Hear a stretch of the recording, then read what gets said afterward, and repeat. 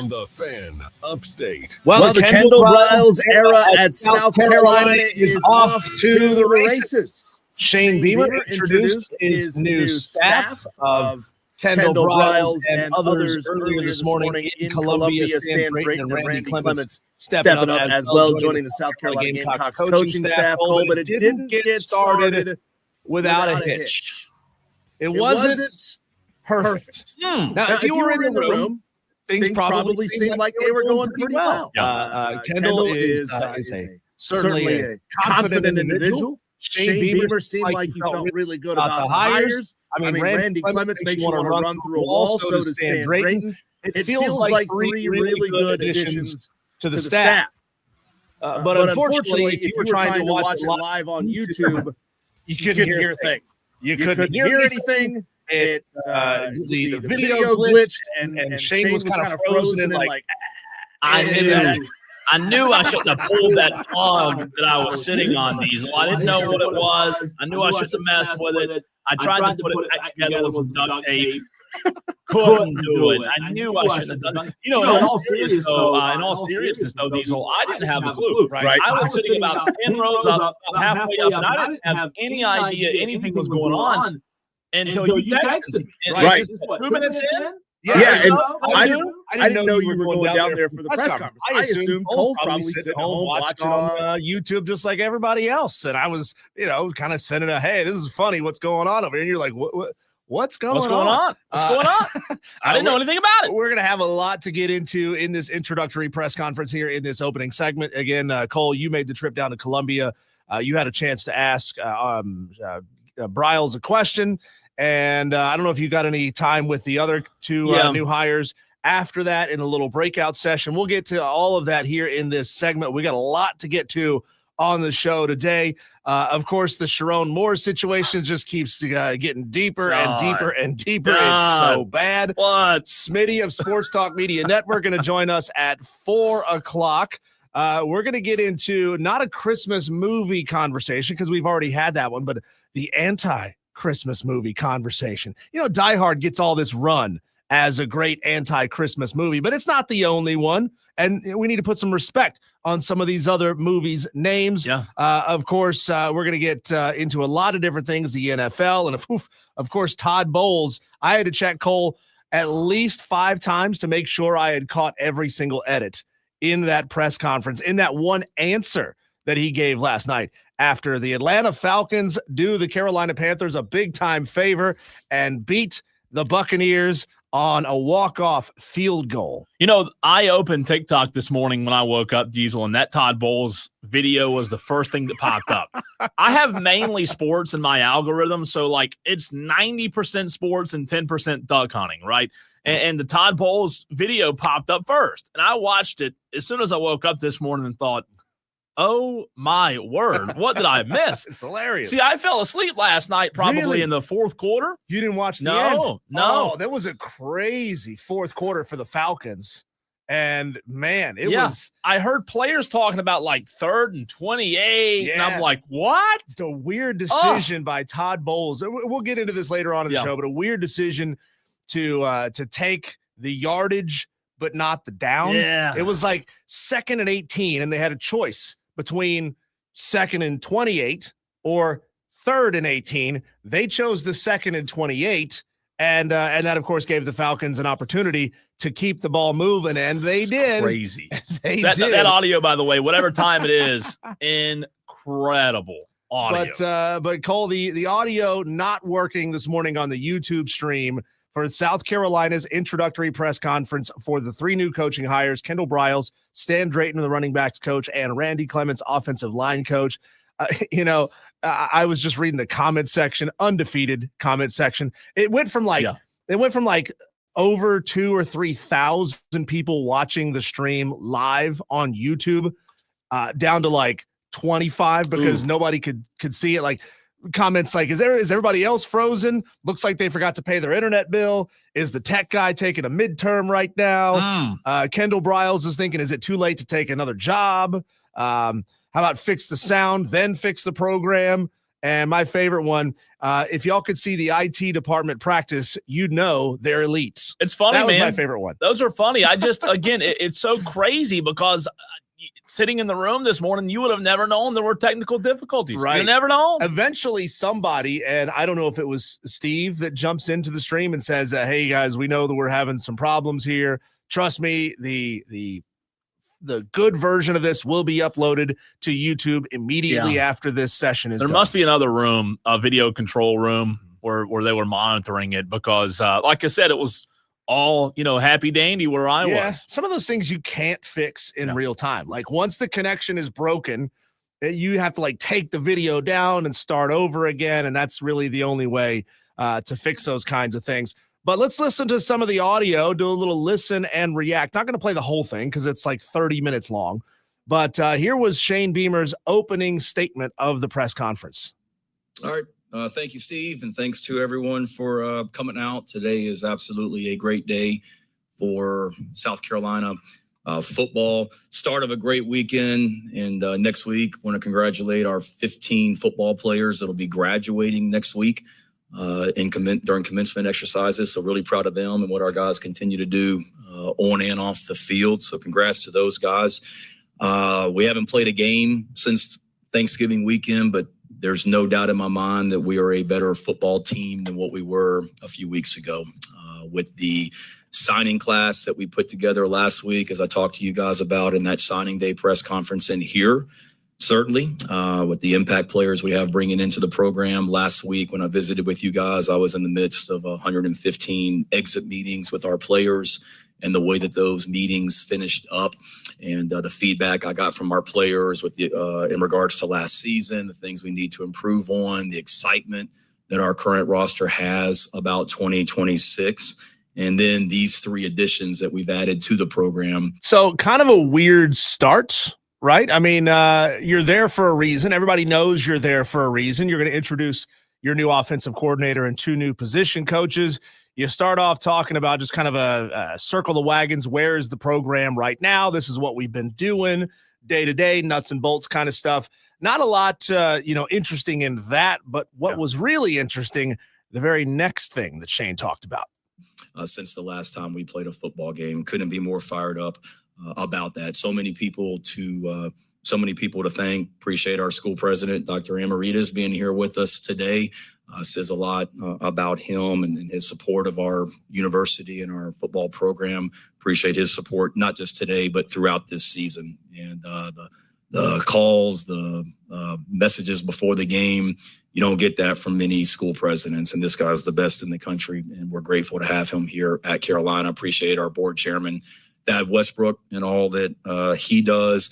It's great to see who this building is named after, Mr. Ken Long, just the details that these unfortunately affects searches like this that try and get accurate information. Because unfortunately, there's a lot of people, I think maybe in the national media, that just post stuff and tweet stuff that's not accurate. And it unfortunately affects searches like this. So when there's a report that comes out on Friday afternoon that we're finalizing a deal with someone, that's not accurate. And I appreciate someone in the national media that called me and asked beforehand, is this accurate? And I said, no. And then unfortunately, there's another media outlet, not in this room, but 15 minutes later, reports that something's being finalized. And at that point, I hadn't even met with Kendall at that point. Monday night, a report came out that we were finalizing or working to finalize something. So Shane spends time in the first 4 or 5 minutes of his press conference to introduce his new offensive coordinator, being grumpy and annoyed that the information that was coming out about the search and the process wasn't always completely accurate, and how that negatively affects the coaching search. Just an odd choice for Shane. I don't have a problem with it. No? Look, no, it's journalism. It's about doing your job right. It's about doing what you're trained to do the correct and right way, period. And so I don't have a problem. I actually like coaches who kind of wear their emotions on their sleeves a little bit, because we live in a world where you can't hold people accountable. You can't say what needs to be said. People are soft. People get offended. So my whole thing is, look, if that's what Shane believes, and if he wants to call somebody out, I actually didn't have a problem with it. To me, it's just odd timing to lead with that. If you want to wait till the end of the press conference and say, hey, I want to shout out these different outlets for doing things the right way. Look, we know that Shane has a tendency to read his own press quite a bit. We know that Shane is all over social media. Shane follows everything about the program and is on Twitter probably way too much. And it's gotten him in some hot water before, not with his program, but just kind of in the conversation sphere about South Carolina athletics.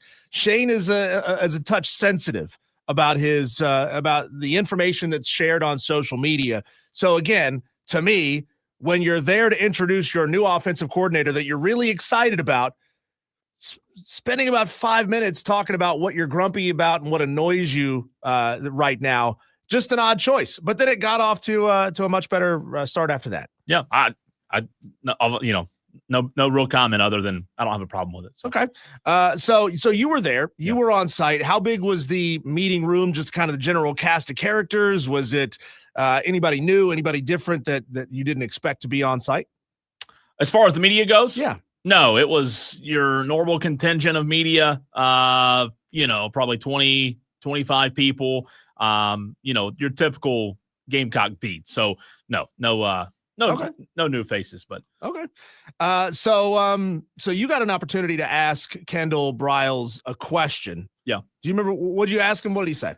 The first one I asked him in the big session, in the group session before we broke out into the hallway area, I asked him about the offense that he saw on 2025's tape, right? When he had a chance to look at South Carolina's tape in 2025, what his thoughts were on that. I can actually get the audio for you, but I was just really curious, Diesel, as to if Kendall Briles had an opportunity to see what this offense looked like. And he told me it was about 9 days ago.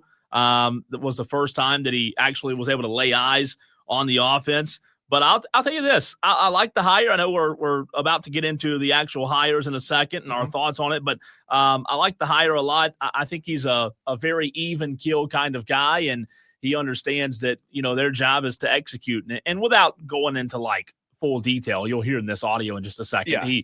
He couldn't really go into detail with with him being so new, but I think he realizes that there's a lot to improve on when he saw what was on tape. And here's what he said to that answer. I have that audio for you, and you can find it on our social media pages as well. I think it's a question for Coach Briles. Coach Cole Bryson with the Fan Upstate. Can you talk about when the hiring process, the first opportunity you had to put eyes on film on what South Carolina did offensively in 2025 and what your thoughts were? I believe it was, and I don't even know what is today, Friday? Might have been about 9 days ago when we finished playing Cincinnati. I was able to peek at it, and I don't want to say too much, just like Clem said, because I want these guys to have a clean slate moving forward, so we can judge them for what they are whenever, we see them practice and get on the football field instead of what they were. But I saw some guys that are really talented, and, we just got to fine tune it a little bit. And so that's our job, and that's why they call us coach. And so it's a great opportunity to be able to do that, but definitely got some players on the field. And again, he's not wanting to get into too much detail there, obviously, Diesel. But, I think there's something to be said about letting the players define themselves for the new offensive coordinator. And you would think, and that's why I asked that question, you would think an offensive coordinator comes in, spends a lot of time looking at what they did last year. But you know what? Maybe this new philosophy, maybe his philosophy is, no, I really don't want to see any of that, right?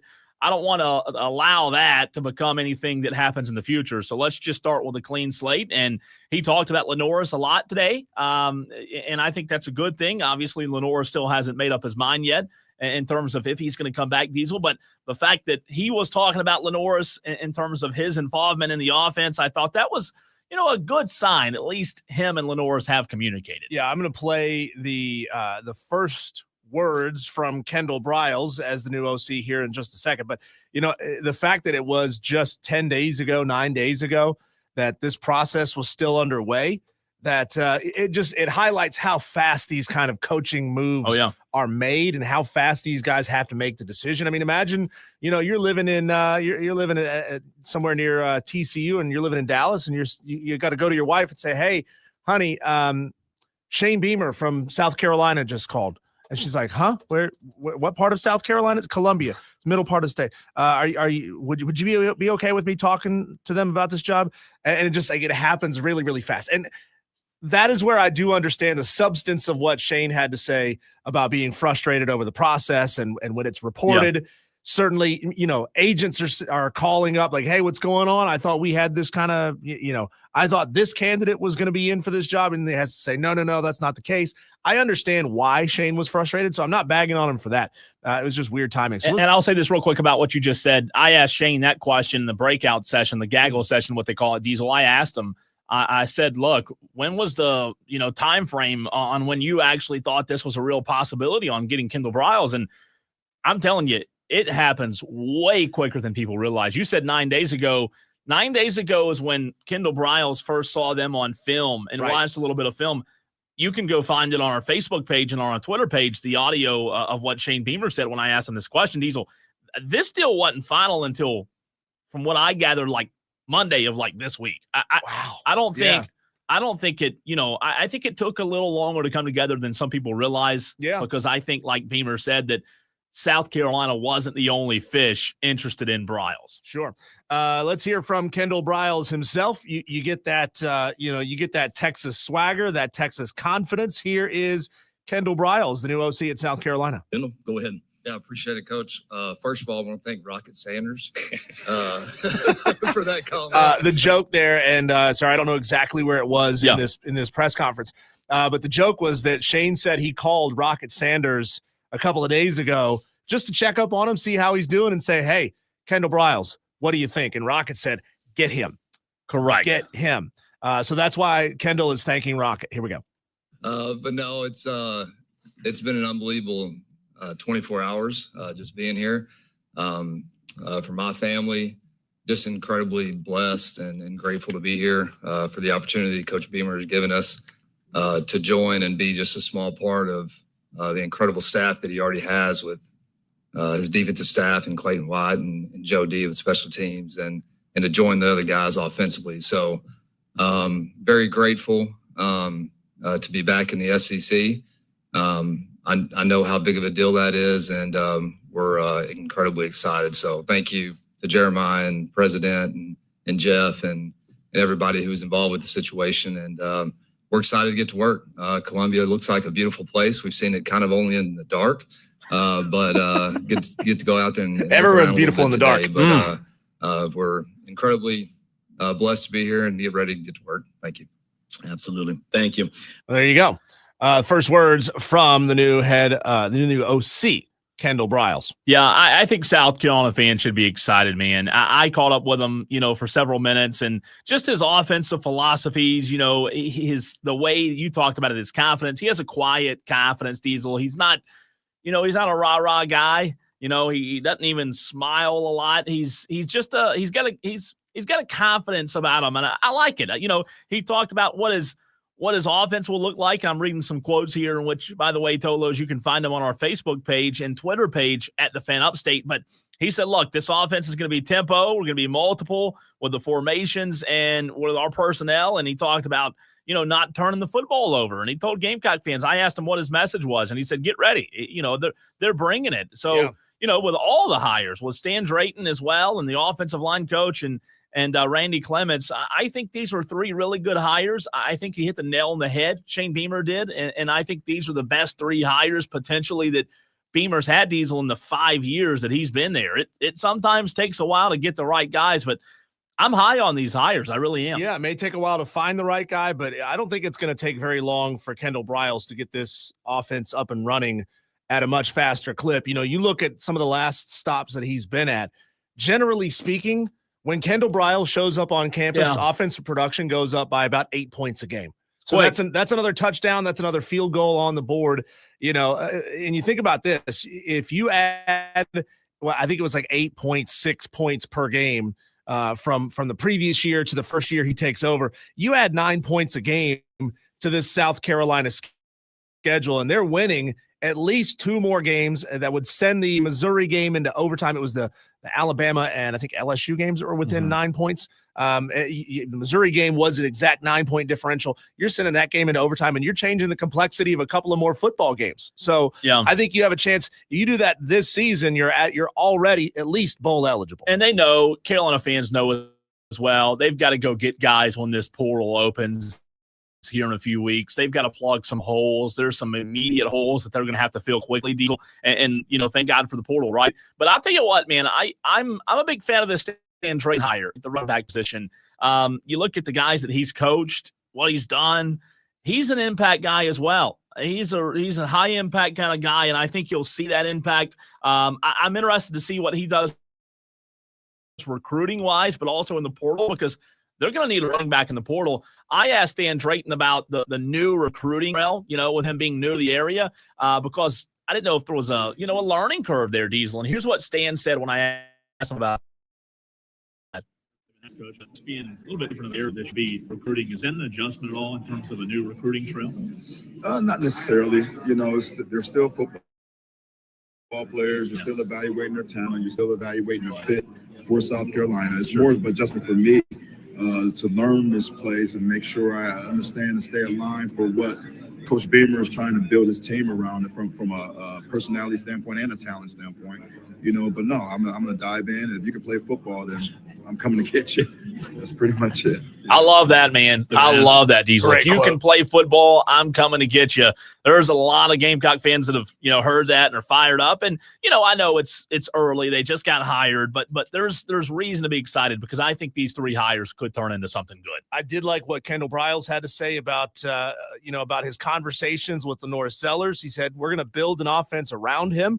We want him to be comfortable because he's the one out there with people flying at him with a bad attitude. Yeah, he is, man. He's right. I mean, and again, we don't know what Lenoris is going to do. Jack Veltri asked Shane Beamer, what the timeline was on, getting these guys in terms of the decisions of if I'm staying, if I'm leaving. And Shane Beamer said ASAP. We got to know ASAP. And I think there's a couple of guys that Shane Beamer's waiting on. Lenora Sellers is one of them. And it's funny. I don't know what Lenoris's train of thought is, Diesel, because I know he's seeing these kind of videos that get out there, right, when Shane Beamer says this kind of stuff. I just think ultimately Shane Beamer and some coaching staff, I think they're probably a little irritated just because of, like, guys, we need to know. You're holding up other people's money, right? Like, it's not just a matter of commitment anymore, Diesel. When guys aren't letting you know that they're coming in, you're holding up either your somebody else's money that we can go and get somebody, or you're holding up somebody's money that we can give to somebody who's already here on the team. And I think that's a big problem. So I don't have a problem with Shane going out there and saying, look, guys, we need to know. I mean, this is you're now in 2026, 2025 is in the past. Yeah, and Tolos, we're going to be breaking away from this conversation to talk Sherrone Moore in the very next segment, but don't want to remind you, get your upset picks into us for the pre-Christmas bowl slate. That also includes tomorrow's Army-Navy game. That also includes the opening round of the college football playoff games as well. Nelson wants to get in on the conversation, 844-326-3663. What's up, Nelson? 2 quick things. First of all, I got to hand it to Beamer. As bad as this year was, he's hit home run after home run after home run this past week.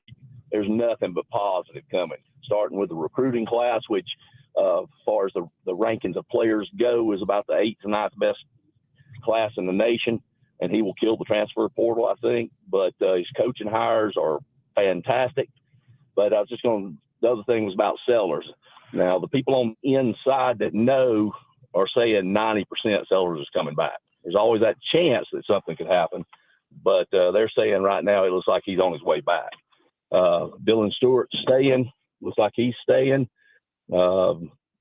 Big receiver. Looks like he's coming back. So right now, Beamer's hitting home run after home run after home run. Well, Nelson, again, I'm with you. I think Sellers does come back. The general feel that I got today was that there's a good chance that he does. And you said 90. You're probably close to right there. I think he's not going to another school. I know that. If he leaves, he's going to the NFL. So I think you're right on that. But again, from the Gamecock fans that I've talked to since I left the press conference today, and it's a lot of them who have reached out to me, the reality is, yes, Beamer's done a lot of good in the last few weeks, but it's got to show on Saturday on that field next fall.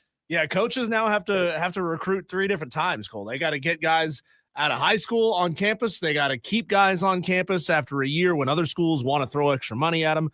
And they got to get new guys out of the transfer portal. So the recruiting job for a head coach has gotten so much tougher. And Shane deserves a lot of credit for that. He's got right now the number, 20 recruiting class in America. Pretty good. Coming out of high school. So a good slate of young guys coming in. And you know what? You've got to, we've talked about this a million times. Everybody knows, Diesel. You know it. I know it. Every good coach knows it. You're only as good as those around you. And you know, I'm not giving Shane excuses, but you know, it took Dabo Sweeney some time before he got Brent Venables around them, right? It takes time. And I know it's a win now. But I'm telling you, these are 3 good hires. Now, if he doesn't win, he's got to go. I'm to the point where, all right, you made these hires. You're recruiting really well.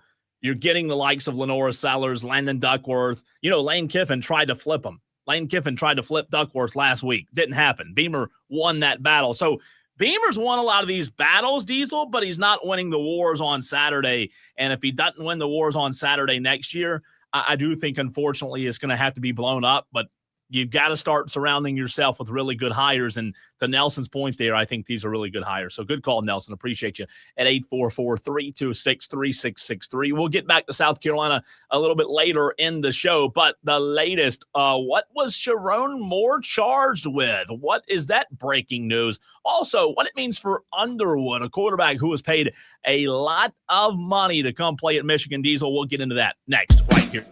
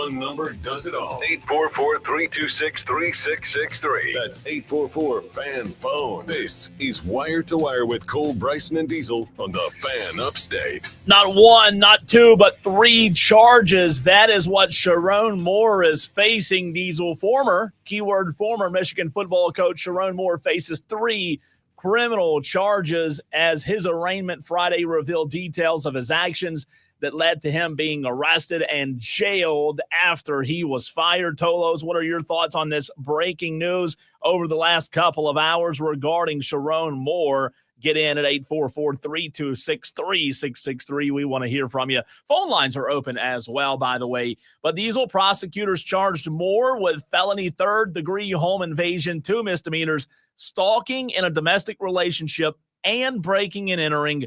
Bond was set at $25,000, and the arraignment and charges offered a window into Moore's actions after he was fired for cause due to an inappropriate relationship with a staff member. You said it earlier in the show, as if things just can't get any worse for this guy. Yeah, and the images that we all saw of his arraignment, I mean, he's just sitting there in what looks like a room the size of maybe a toilet stall. They do all this over on camera now because that way you don't have to transport, prisoners across town or whatever it may be. And it's a bad look, man. It's not good. Later in the show, we'll get into some more things that he did. Torrid, juicy details. I can't believe some of the things you're reading, but these things do look to be true, Diesel. That's the bad part about it. You're hoping you're reading all this stuff thinking it's just rumors. Well, no. No, not in this case. Prosecutors said Friday that Moore forced entry into the staff member's apartment and said, "I'm going to kill myself. I'm going to make you watch. My blood is on your hands. You ruined my life." Again, you said it. He appeared by video conference, Diesel, at the arraignment. And it almost felt like, I saw the pictures, almost felt like you're watching some kind of like Netflix documentary. It just didn't feel real. You know? Oh, you're saying there's not going to be a Netflix documentary about this? It feels like it's going to be sponsored by The Ohio State University. You know what? I'll watch it. As much as I am with these documentaries and Hulu. Come on, they're Murdoch documentary style on Sherrone Moore. Yeah. Get out of here. So he wore the white jumpsuit. His expression was pretty much, as you can imagine, very melancholy. Just I don't know how else to describe it other than as bad as it ever gets for him. To say the things that he said, Diesel, to a staffer breaking in her home. She ruined his life. I'll tell you this, all kidding aside, this guy's got a lot going on in his mind. You hate to see it. It's easy to pick at and make fun of and talk about as we do for a living. But my gosh, you don't feel for him as much as you feel for his family. But at the same time, he's got some issues, and I don't know what the plan of action looks like. I know it's going to be a long road to recovery. It always takes 2 to tango. But she didn't ruin his life. He ruined his life. He made the decisions that he made. And I've seen people out there, and this is tantamount to victim blaming. I've seen people say, well, if Sherrone Moore can't handle being around pretty women, hiring good-looking interns and assistants, then he shouldn't hire good-looking interns and assistants. That is the complete ass-backwards way to think of it. If Sherrone Moore has a problem with women, i.e., spending a lot of time and effort talking to other women that are not his wife, then Sherrone Moore needs to step down as the head football coach at the University of Michigan, because you know what a coach's job is? Number 1, it's to win. Number 2, it's to be a leader of men, to prepare these young men to go off into other avenues of life. Not all of them are going to go off to the NFL. Your job is to make a better man out of them, to set an example for them. And if you realize that you have let's call it what it is, a sexual addiction, you need to step down out of that role and go get the help that you need. Yeah. Help's important, man. Help's important. And that's a big part of it. Going back to what you said a minute ago, I mean, if the answer is just not hire pretty assistants, well, guess what? If that's the case, it's like if we ban guns or ban marijuana, these guys are still going to find an avenue to go get it. It's not like, oh, well, there's the solution. He doesn't have a pretty secretary anymore, so you don't have to worry about it, right? Because he couldn't go down the street in Michigan. If he hires Cole Bryson, guess what? He's going to get on the internet and find a pretty girl. Right. Right, and I'd do it for $100,000, by the way. If they want to pay me a $50,000 raise, like they got $55,000 raise. Some of the conditions that are a part of Moore's $25,000 bond deal will include GPS tether monitoring, no contact with the victim, and orders not to go to the victim's residence. There is a probable cause conference set for January 22nd. I'll be honest with you, I don't know what that means. A probable cause conference. But Moore's defense attorney declined to say where Moore would stay upon release. So he is being released. He also wouldn't comment on Moore's state of mind or mental health.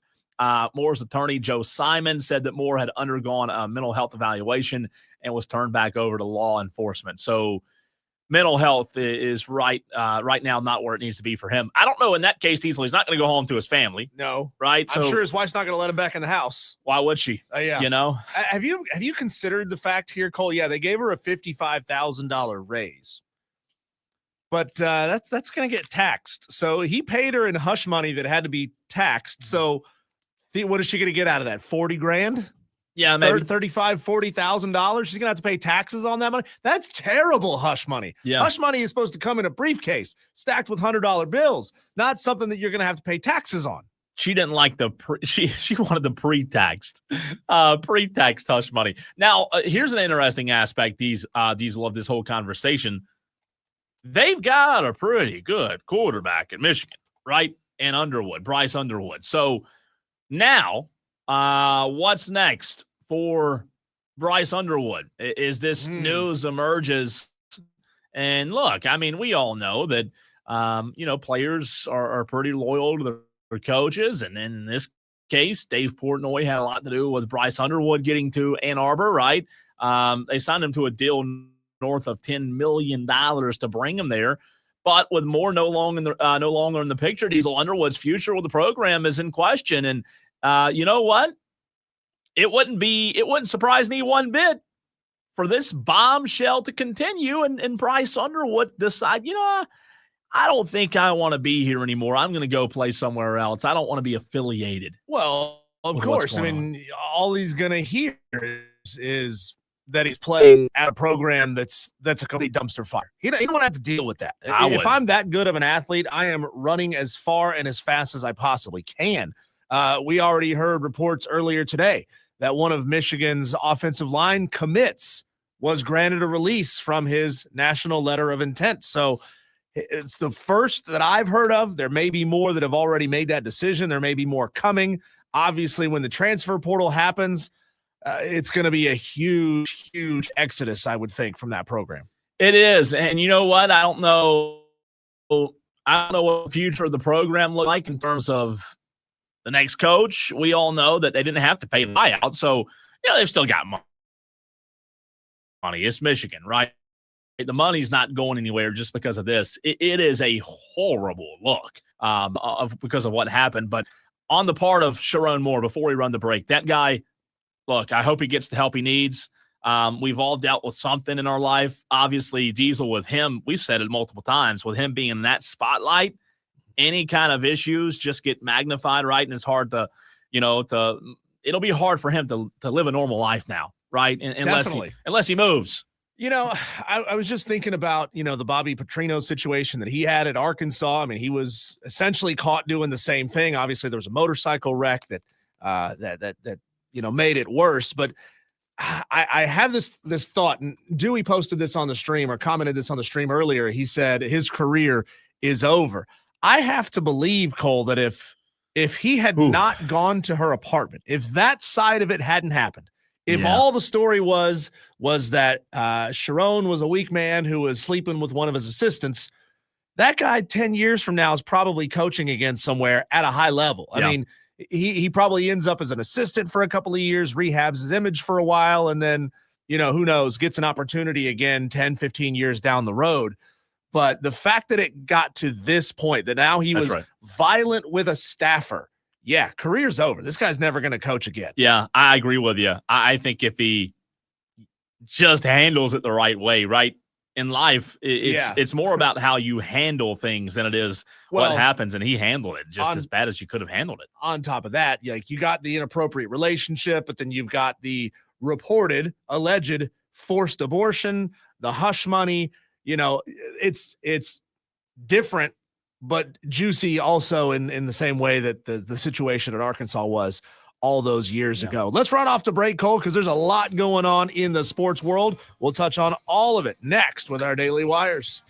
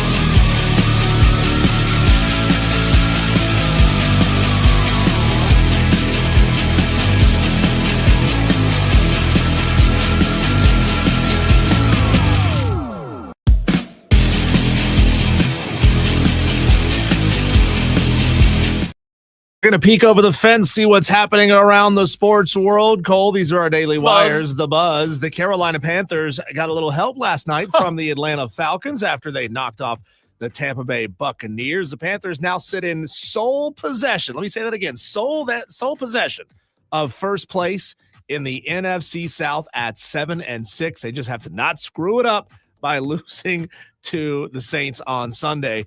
Atlanta overcame a 2nd and 28 inside the 2-minute warning, a decision that Todd Bowles probably would like to have back. He was faced with a choice of 3rd and 18 or 2nd and 28. He chose the yards. Kirk Cousins goes 14 yards to Pitts, 21 yards to Sills.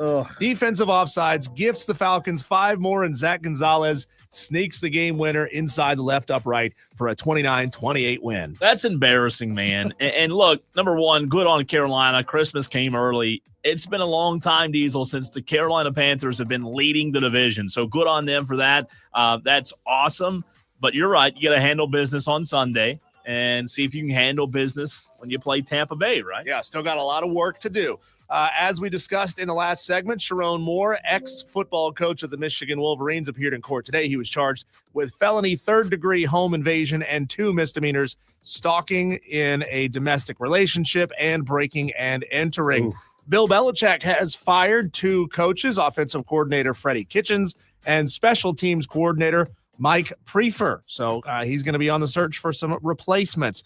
In case you missed it, Coastal Carolina has hired Missouri State football coach Ryan Beard. He just 2 games over 500 in his first 3 seasons at the helm. Yeah, and that Freddie Kitchens is interesting. It's kind of like who do you ask? Some people think he's a really good coordinator, some don't. He was maybe South Carolina's best coordinator. Remember, he was the play caller when they scored like 60-plus on Tennessee and then beat Clemson the next week. He was calling plays. So he's talented, but it just didn't work out in North Carolina. Southern Miss has promoted their offensive coordinator, Blake Anderson, to the head coaching position. He was previously the head coach at Arkansas State. He left there to go to Utah State for a little while, came back to Southern Miss, and was interim head coach after Charles Huff decided to take the job at Memphis. He has been elevated. So his second time being a head coach in the Sun Belt West. Fernando Mendoza has been named the AP Player of the Year. He was chosen over Diego Pavia, Jeremiah Love, and Julian Sayin, receiving 32 of 51 first-place votes. Toronto Blue Jays have extended their team president, Mark Shapiro, with a new 5-year contract. Got him all the way to the World Series, so congratulations to Mark. A lockout is looming. Cole, this shows how important the WNBA is. I had no idea this was happening. A lockout is looming in the WNBA over player salaries and benefits. Caitlin Clark, when asked, referred to it as the biggest moment in the history of the WNBA. Nobody knew. Nobody knew it was coming. The biggest moment in the history of the sport, and not a soul knows. Wow. Pittsburgh Steelers linebacker T.J. Watt has been ruled out for the upcoming game against the Miami Dolphins after undergoing a surgery to repair a partially collapsed lung. He experienced discomfort at the team facility during what they call a commonplace dry needling treatment, generally used to treat pain and soreness. I think they stuck the needle in just a little too far. Oh, that sounds painful. Collapsed his lung. Oh. That's terrible. That's bad. College basketball action. Clemson going to host Mercer tomorrow at 3:00. South Carolina back in action tomorrow at 7, hosting the Citadel. Iowa State quarterback is going to be okay after undergoing some surgery to repair a damaged left shoulder. It was deemed as successful, so that's good for Iowa State fans. Athletic directors from multiple conferences are threatening to blacklist Notre Dame over its memorandum of understanding that the school signed with the college football playoff, calling it unfair favoritism. Black them out, baby. Big 12 Commissioner Brett Yormark says he wants one of his programs to cancel a 28-29 series with Notre Dame, though if you look at Notre Dame's future schedules, they don't have a Big 12 team listed for 2028 and 2029. Maybe it hadn't been released yet, Maybe it hadn't been formally announced yet, but I guess Brett Yormark wants that game to be canceled. And finally, as we teased before, 3-star offensive lineman Bear McWhorter requested and received his release from his national letter of intent with Michigan, citing recent events. Wonder why. Wonder why are you leaving, kid? It's because they lost to Ohio State. Gotcha. Tolo's The Upset Picks Challenge is open. Get them in 844-326-3663. Your pre-Christmas bowls as well as the Army-Navy game. We need your name, the game, and the spread.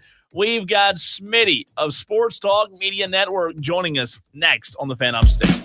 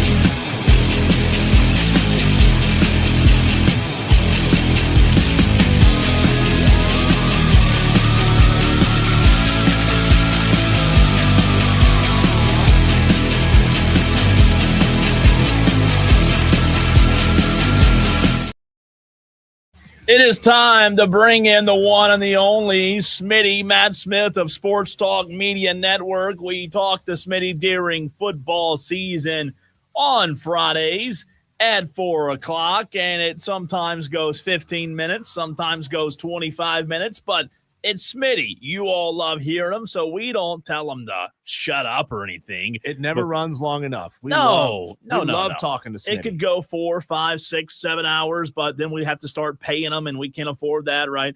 Smitty of Sports Talk Media Network, I want to know what your instant latest reaction is if you had to cook me some quick grits, Smitty. Cook me some quick grits on the latest news that we've gotten today about Sherrone Moore. What are your quick grits? What's your instant reaction to the latest news in this messy Sherrone Moore situation, buddy?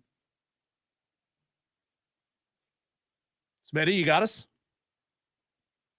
Smitty. I don't think you can hear us, Cole. Well, why not? Come on, Matt. I just did that whole... Yeah, I couldn't hear a thing. I hate that. Let me try again. Oh, come on. What are we doing? Failure to launch. Smitty, can you hear me? Oh, my goodness. It's wire to wire with Diesel. That was pathetic. Somebody needs to be fired. Jeez. Where's Dewey? Yeah, God. Tolos, by the way, we are streaming live on Facebook, Twitter, and on YouTube. You can jump in and chat it up, chop it up with other Tolos. Dewey, the one, the only, is on the stream. JB is there. Madcraft is in the stream. GHS Eagles is on the stream. He says, what's up, fellas? I think that's the first time we've ever had whoever this GHS Eagles on the stream. We appreciate you for jumping into the show. If you missed it, of course, you can podcast the whole first hour. We talked about the South Carolina Gamecocks opening press conference where they introduced some new coaches. Smitty sent me a voicemail. Who does he think he is? What? Does he think there's anything in life more important than us? What are we doing here, Smitty?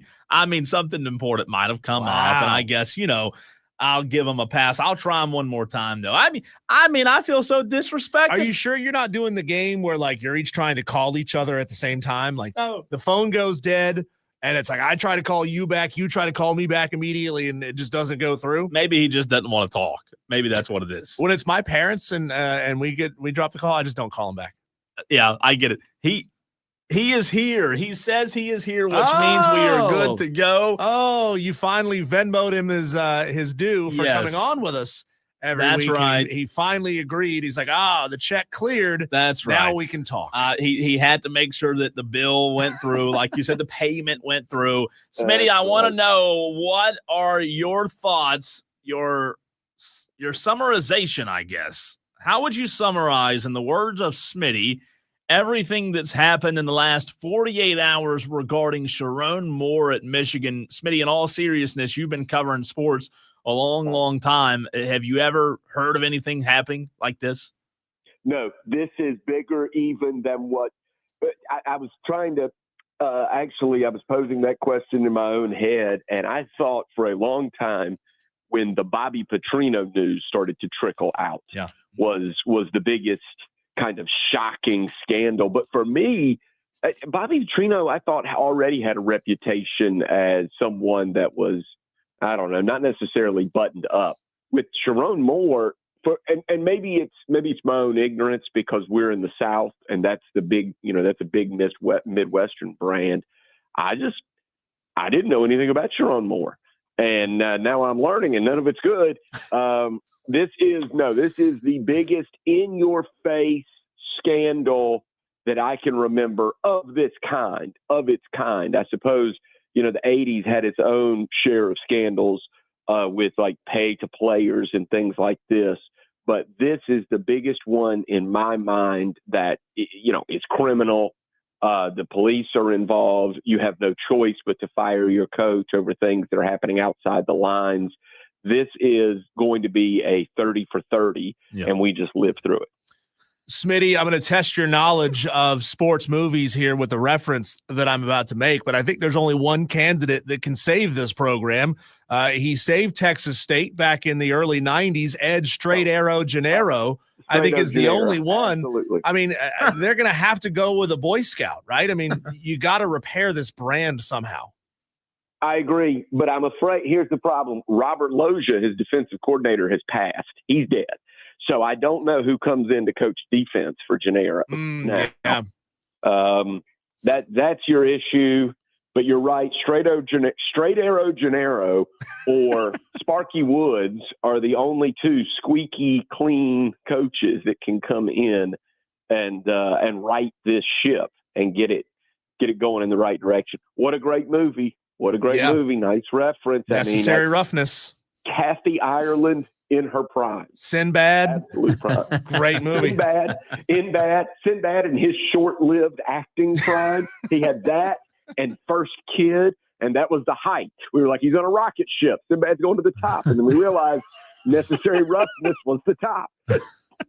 We're talking to Matt Smith, Smitty of Sports Talk Media Network. We'll get to Clemson a little bit later in this segment, Smitty. But this morning, big morning for South Carolina and Shane Beamer as they announced 3 new hires: offensive line coach, running back coach, and a new offensive coordinator. Look, I've heard from a lot of Gamecock fans, Smitty, in the last 2 weeks after the Clemson loss.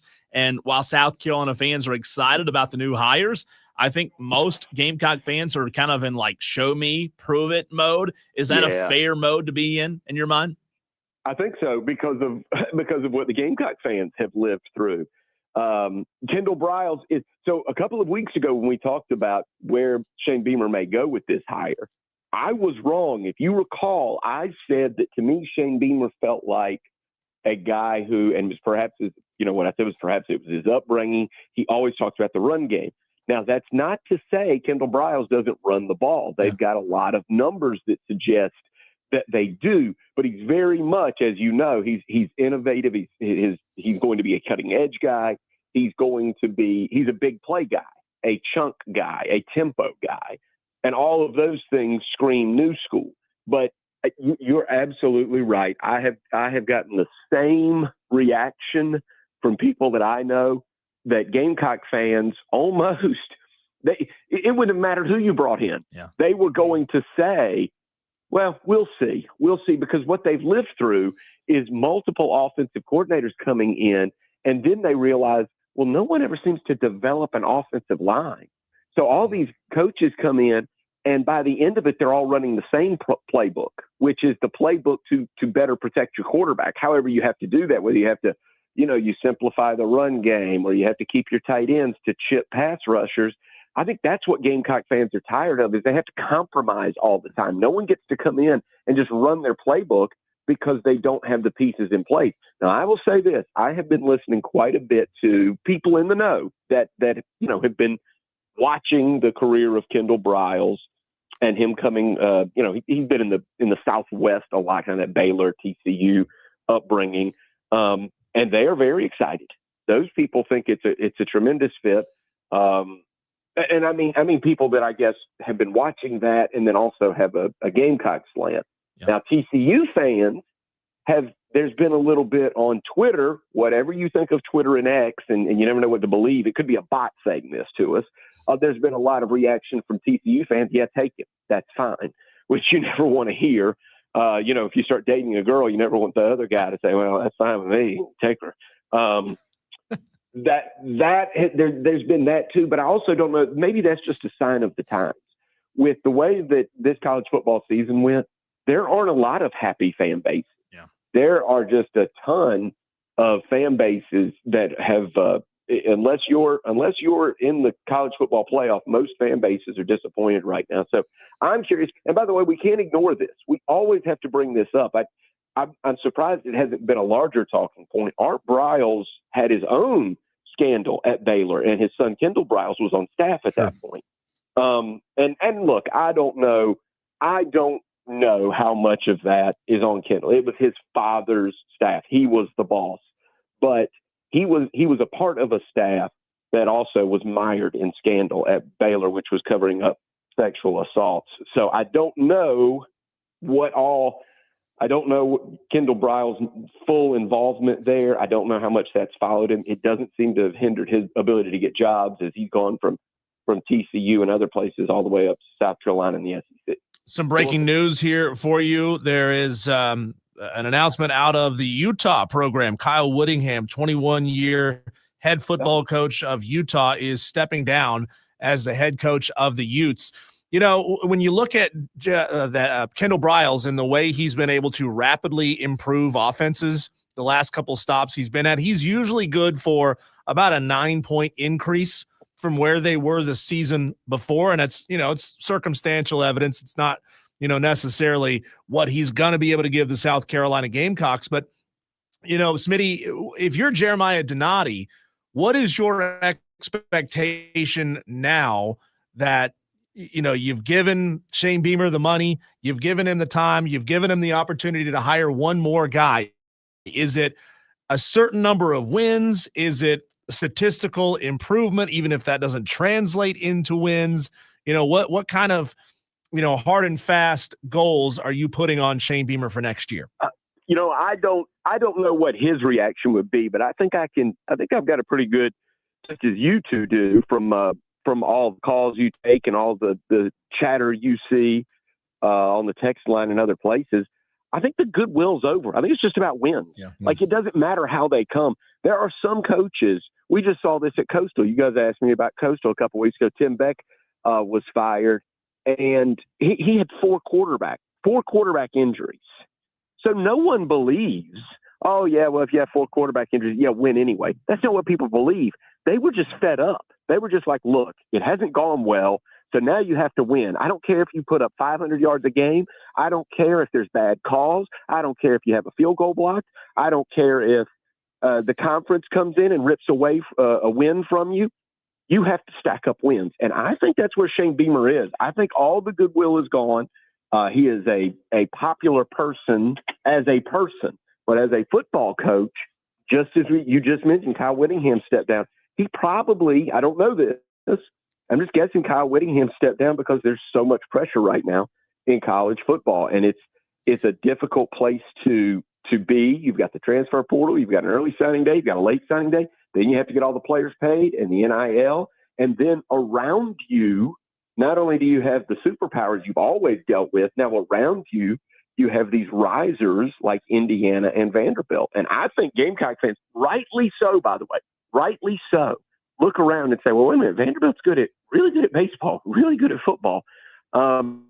We had years like that. We won national championships in baseball and then turned around and hired a coach that, and right after that, they had 3 consecutive 11-win seasons in football. And now you're new Vanderbilt. So I think all the goodwill is gone. I may be wrong, but my feeling is Gamecock fans, and I suspect Donati's got to be in the same camp.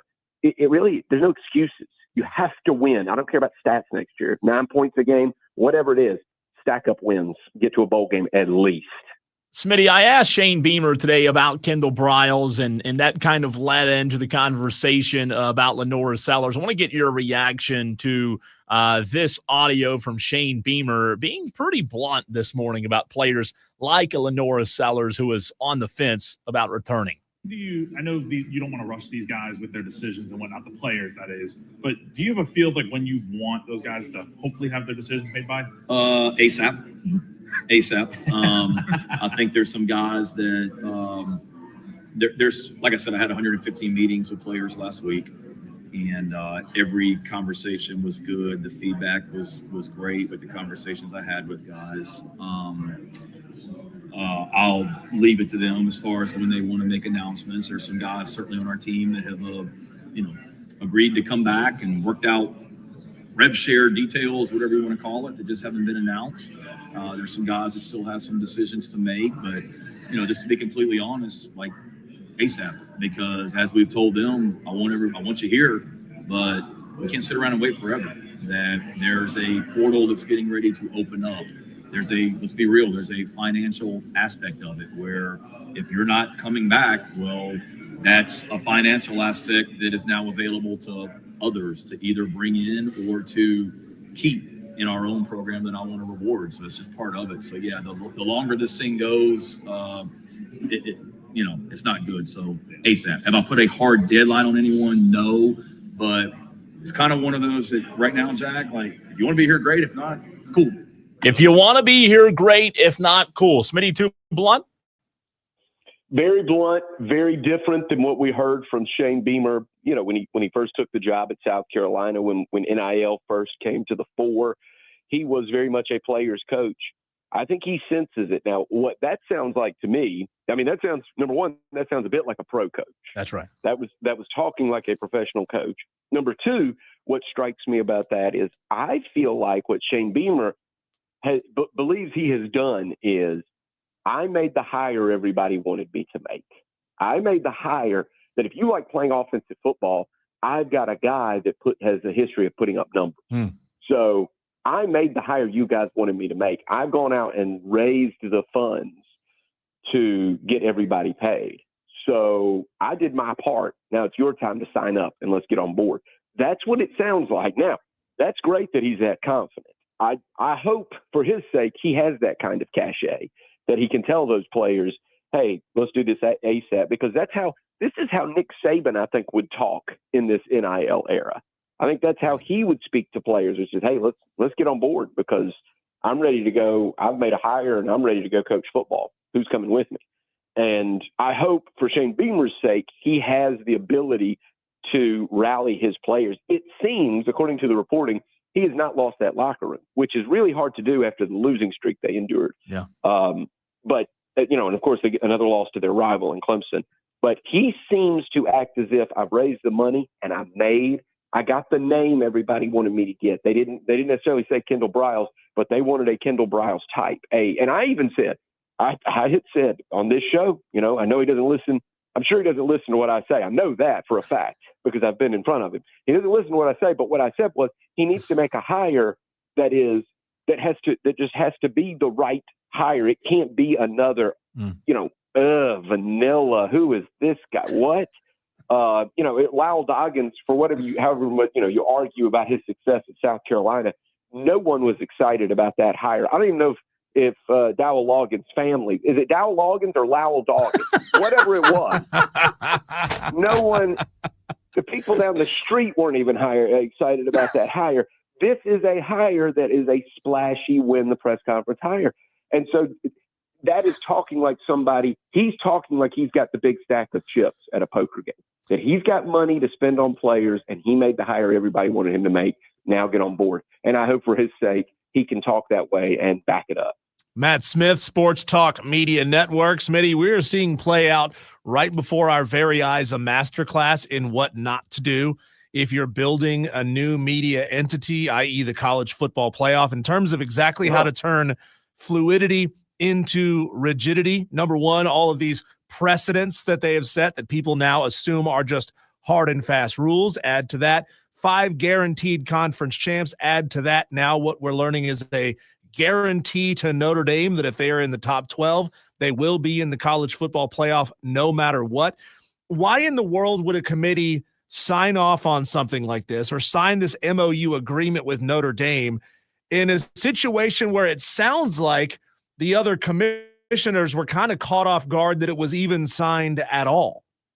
I'm fascinated by this as well. And we danced around this a little bit because I have a neighbor, a big football fan, who said, "Oh, I'm done with. I'm not going to watch this football anymore." They put Alabama in, and I don't even think he wanted Notre Dame in. I think he thought that Alabama looked so bad in the SEC championship. He said, "I can't believe this," and then I can't believe. I really cannot. There is a hold, a popularity that Notre Dame has among people in the industry that I do not fully understand. We don't have to relitigate this, but we all remember the ACC had their chance to put Notre Dame's feet to the fire during the COVID year. Notre Dame said, "Well, we need a schedule to play," and the ACC. I can't believe this. I'll get to it. But the ACC said, "Yeah, we'll give you a schedule. As a matter of fact, we'll go one step further. We'll make you eligible for our championship." And Notre Dame took a spot from another ACC team and played for the ACC championship after that COVID year. I believe it was about 2020, and it was the 2020 season when COVID short circuit a lot of team seasons, especially in the Big Ten. And so Notre Dame was playing in the ACC that year. You fast forward to 2025. Notre Dame doesn't get selected, and they come out and accuse the ACC of disloyalty. The ACC has done nothing but bend over, sit in your lap, feed you grapes.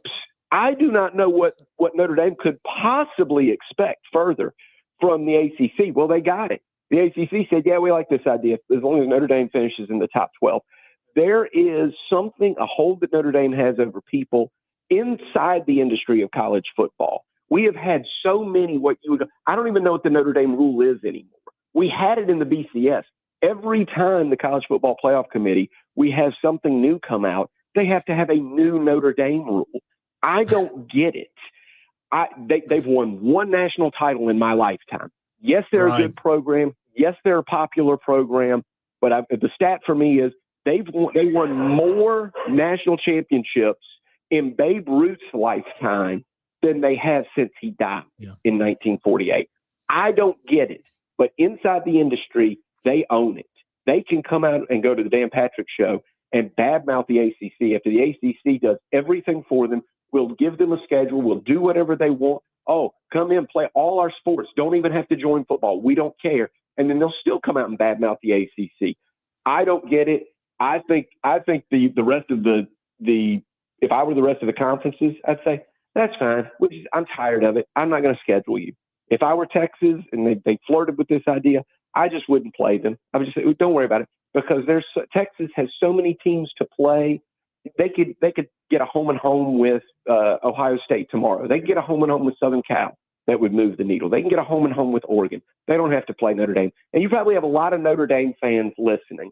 And man, I don't know what to do for you. Farrah Fawcett used to be hot stuff. So was Notre Dame. They played the national championship last year, but the popularity of Notre Dame among people, the decision makers in college football, I think I can live to be 100 and I'll never understand it. Smitty, speaking of the college football playoff, are you okay with Tulane and JMU being in as one of the best 12 teams? Yes, because that's how they drew this up. You see, we do this every time. We always make all the rules, and then when we don't like the teams that Who is we, though? Who is we? We didn't make any rules. Whoa. Smitty's cooking. Let him cook. No, okay. He's agreeing with me. That's why I like his answer. We didn't make any rules, Smitty. Okay, I'll get to it.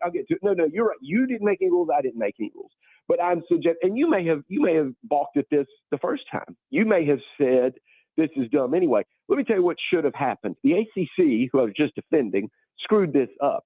In the American Athletic Conference, the reason that they had Tulane play North Texas, the tiebreaker for their second place in that particular championship game was highest rated college football team by the playoff committee. And so that's why Tulane was in that game and not Navy, which then the American Athletic Conference would have been sweating through the same thing the ACC was sweating through, which was not having a representative and not knowing what was going to happen there. Had the ACC done it that way, it would have been Miami playing Virginia, and nobody would have had a problem. So this week, we probably would have Miami or Virginia in based on the result of that game, however it all plays out.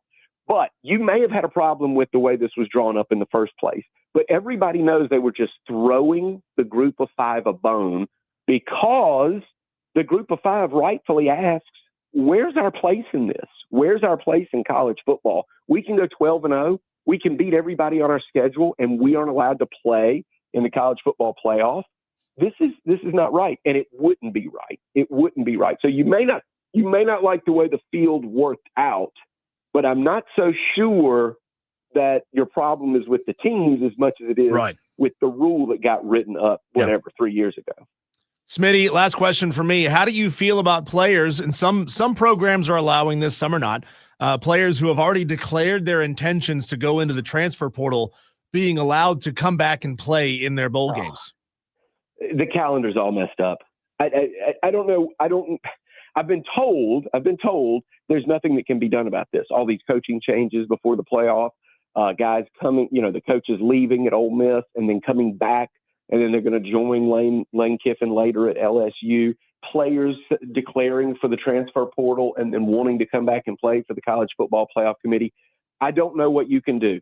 I do not know the answer. I have to do some more research. But college football has to make it where the College Football Playoff is a part of the college football season. You cannot let you can't let the carousel start to turn while your most important games are being played. That's idiocy. That's backwards. It probably goes back because of the days it used to be bowl season was truly an exhibition season, that the end of the regular season was actually the end of the regular season. And that's the way the calendar was drawn up.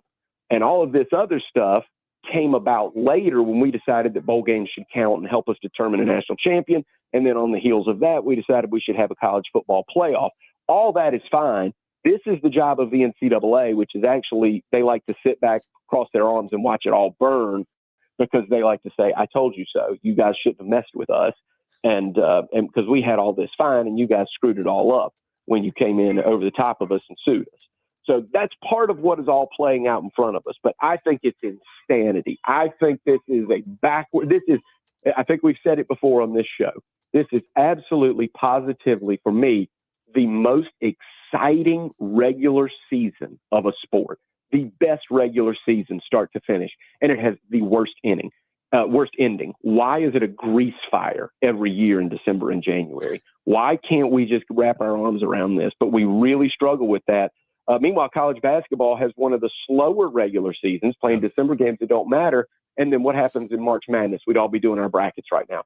Nobody's doing a college football playoff bracket because we're all mad about something. We're mad about coaches leaving. We're mad about players going to the transfer portal. We're mad about you're losing one of your coaches. We're mad that Sherrone Moore, maybe you're a Michigan fan and your favorite coach has just been arrested and fired. Maybe you're mad because you're a Notre Dame fan and you realize your brand is slipping. You're not the prettiest girl at the dance anymore. I don't know, but we do this every year, and this is the job of the NCAA and the College Football Playoff Committee have to wrap their arms around it. Smitty, you can choose from pre-Christmas bowls and even the Army-Navy game tomorrow for your upset pick. So as you feverishly scroll ESPN.com up and down, up and down, up and down, do you have an upset pick, Smitty? Wait, for games tomorrow? No. Any pre-Christmas bowl, including any of them pre-Christmas. Any pre-Christmas, and that includes Army-Navy. If you need to get back with us, you can text us. And if you the want CFP games, first-round CFP games. That's right, which, by the way, the first CFP game is 1 week from tonight, Alabama, next Friday night. We lost him. No, Smitty dropped on us again. He's probably scrolling and accidentally hung up the phone. This is not meant to be with Smitty. That meant he didn't want to get an upset pick. We'll get it. I'll text him and tell him just to text us the upset pick. And we'll let him know that next week we're going to get his post-Christmas picks. Any of you Tolos wondering how much longer this challenge is going to go, well, it is going to wrap up next week, as a matter of fact. Well, the picking will wrap up next week. Then we got a lot of games, a long time to go until some of these scores come in. I don't like that. But then we'll have the final results after the bowl season, after we come back from the New Year's. So sad. I know. It's always fun. Hey, when we come back, Cole, I'm going to ask you kind of an anti-Christmas question. Not what's your favorite Christmas movie, but what movie has a little dab, little sprinkling, a little Salt Bay of Christmas in it that technically makes it a Christmas movie, like Die Hard, that you just absolutely love. That's next.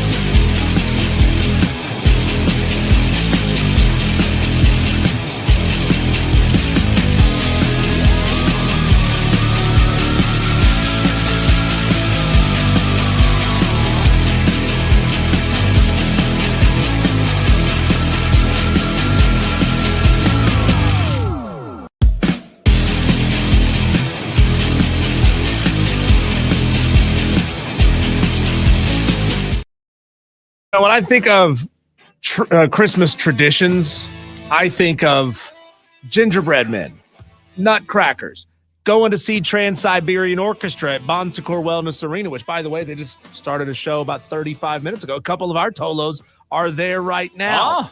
I also think, Cole, about the debate that we just can't get past. Is LeBron? No. Oh. God, by the way, I saw somebody retweet. I saw somebody retweet video of that dunk that LeBron had last night.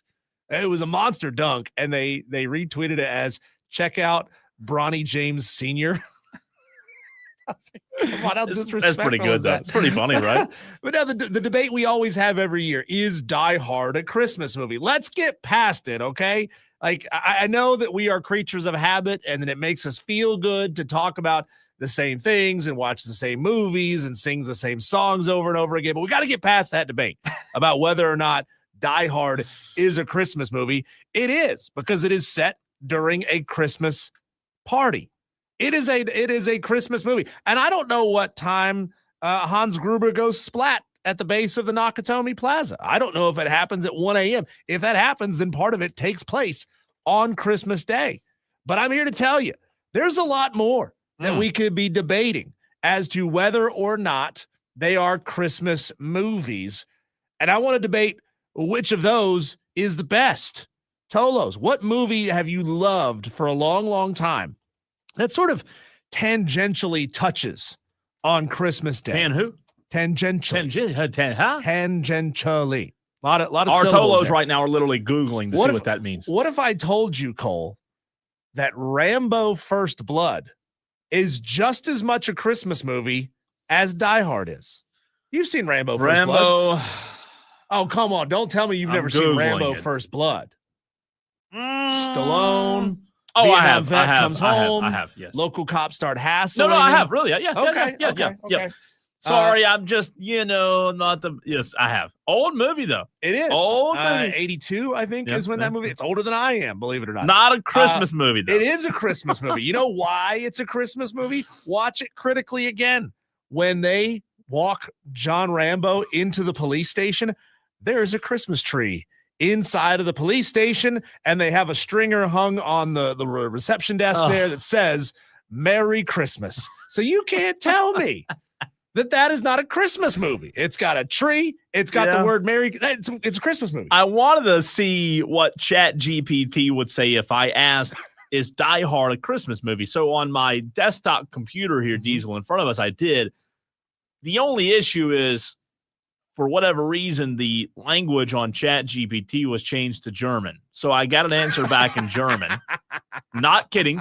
So I had to go over to my phone and ask on my phone so I could get the English version.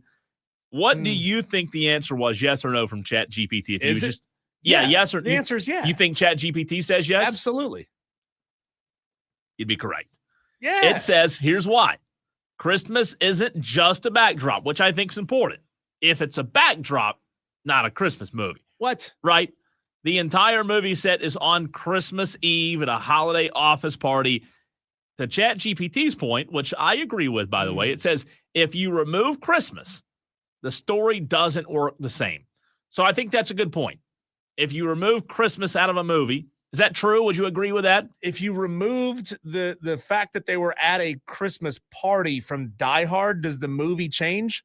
They said it says the party is why everyone's in the building. That's true. That is true. That is it could be a New Year's Eve party. It could be a 4th of July party at the office. I mean, I don't know that.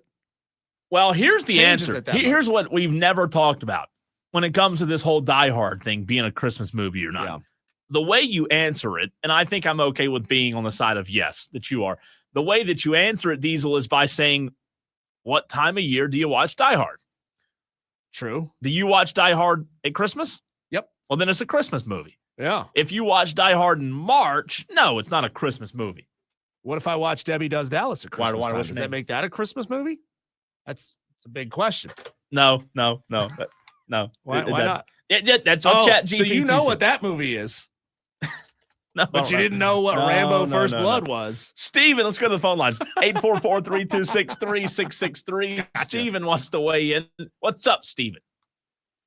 So would you guys consider Gremlins a Christmas movie or an anti-Christmas movie? Gremlins is an anti-Christmas movie because it's a lesson on how to treat your toys. Yeah, because it's it's a gift. Christmas in it, Christmas tree, and everything else. So, what would Chat GPT say about it? Do you want that German or English, Steven? Well, I speak a little German, so either way is good to me. Tell me 2 words in German, and I'll believe you. What's the name of the movie, by the way? Gremlins. Gremlins. I've never seen it. You've never seen Gremlins? No. Good Lord, Cole. I don't watch movie about toys. Well, you sit and watch your algorithm all day, which is about sports and duck hunting. Listen to this. Chat GPT says, yes, Gremlins is absolutely a Christmas movie. And honestly, it's even less debatable than Die Hard. Christmas is central to the plot. Gizmo is literally a Christmas gift. The movie begins with holiday shopping and gift giving. Without Christmas, the story doesn't happen. There you go. It's a Christmas movie, Steve. There you go. Hey, there you go. Can't argue with Chat GPT. It's always right? Thanks, Steven. Yes, it is always. Go Cowboys. There you go. Yes, it is always right. Darth Chosen texts in. Do you want to read this text or should I?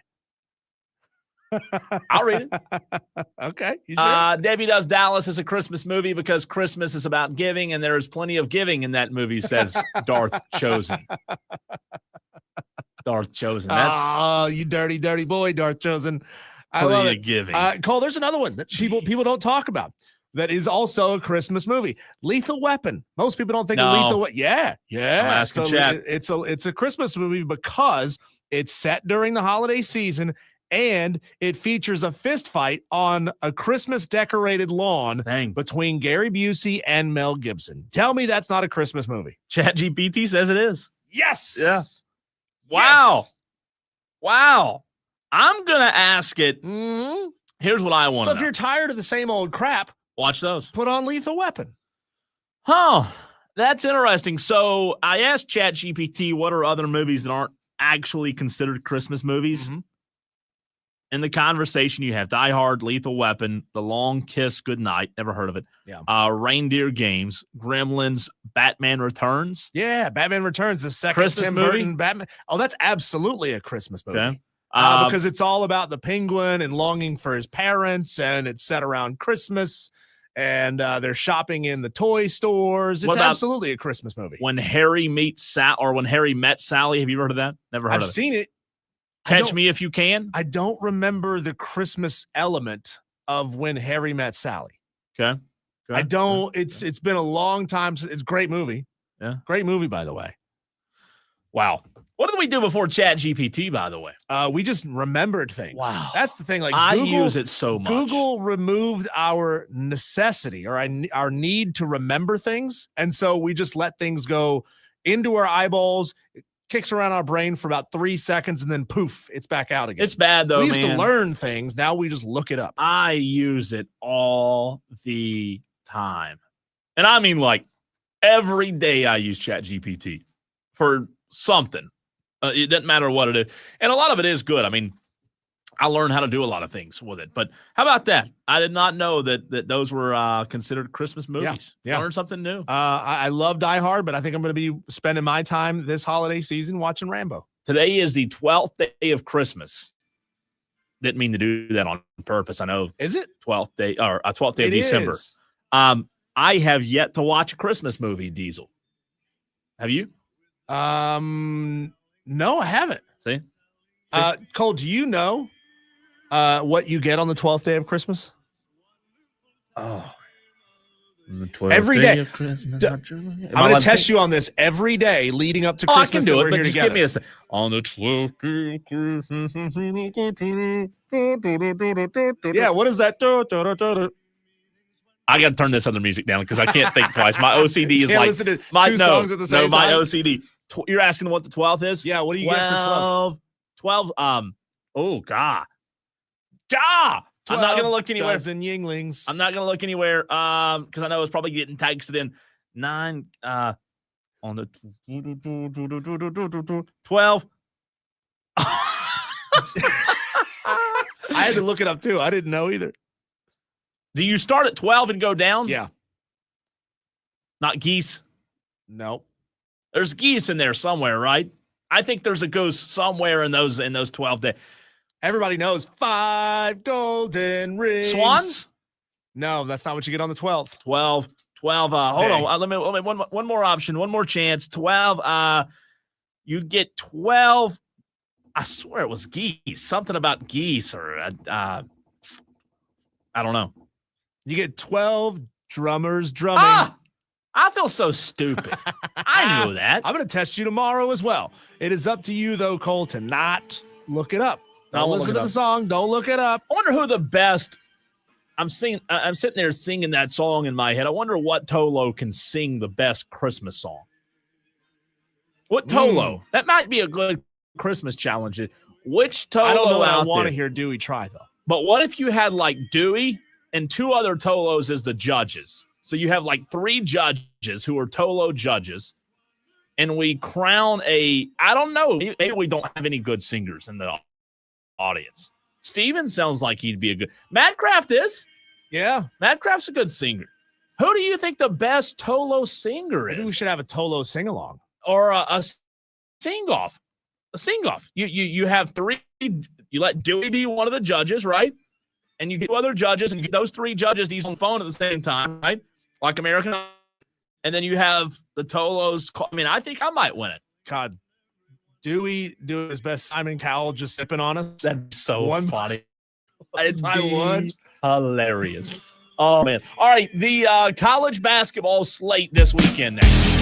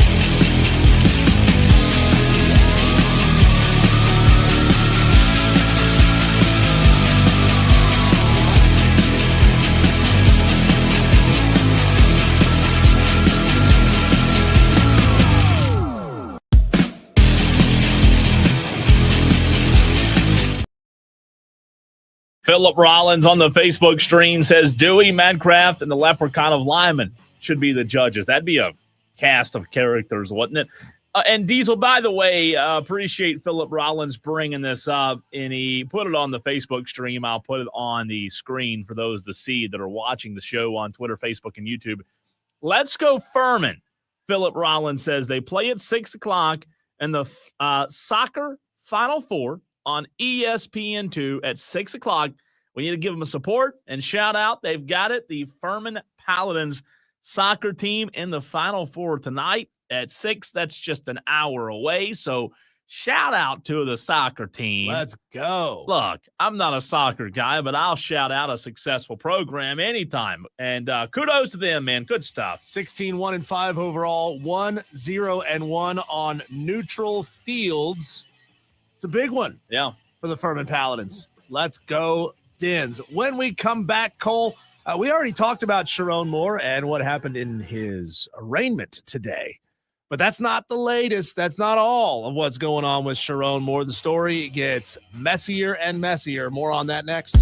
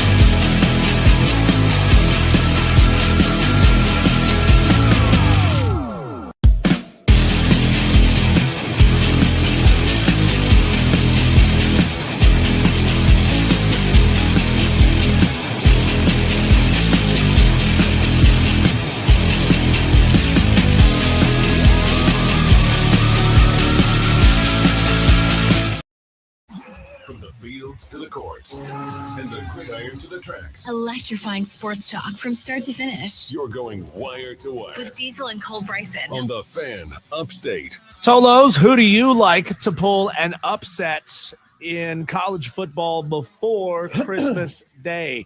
That's your task this week, to give us an upset pick. You can pick the Army-Navy game. You can pick any bowl game prior to Christmas. The last one is on Christmas Eve, the Hawaii Bowl, and you can pick the college football playoff opening round, because we already know those matches and we have spreads on those games.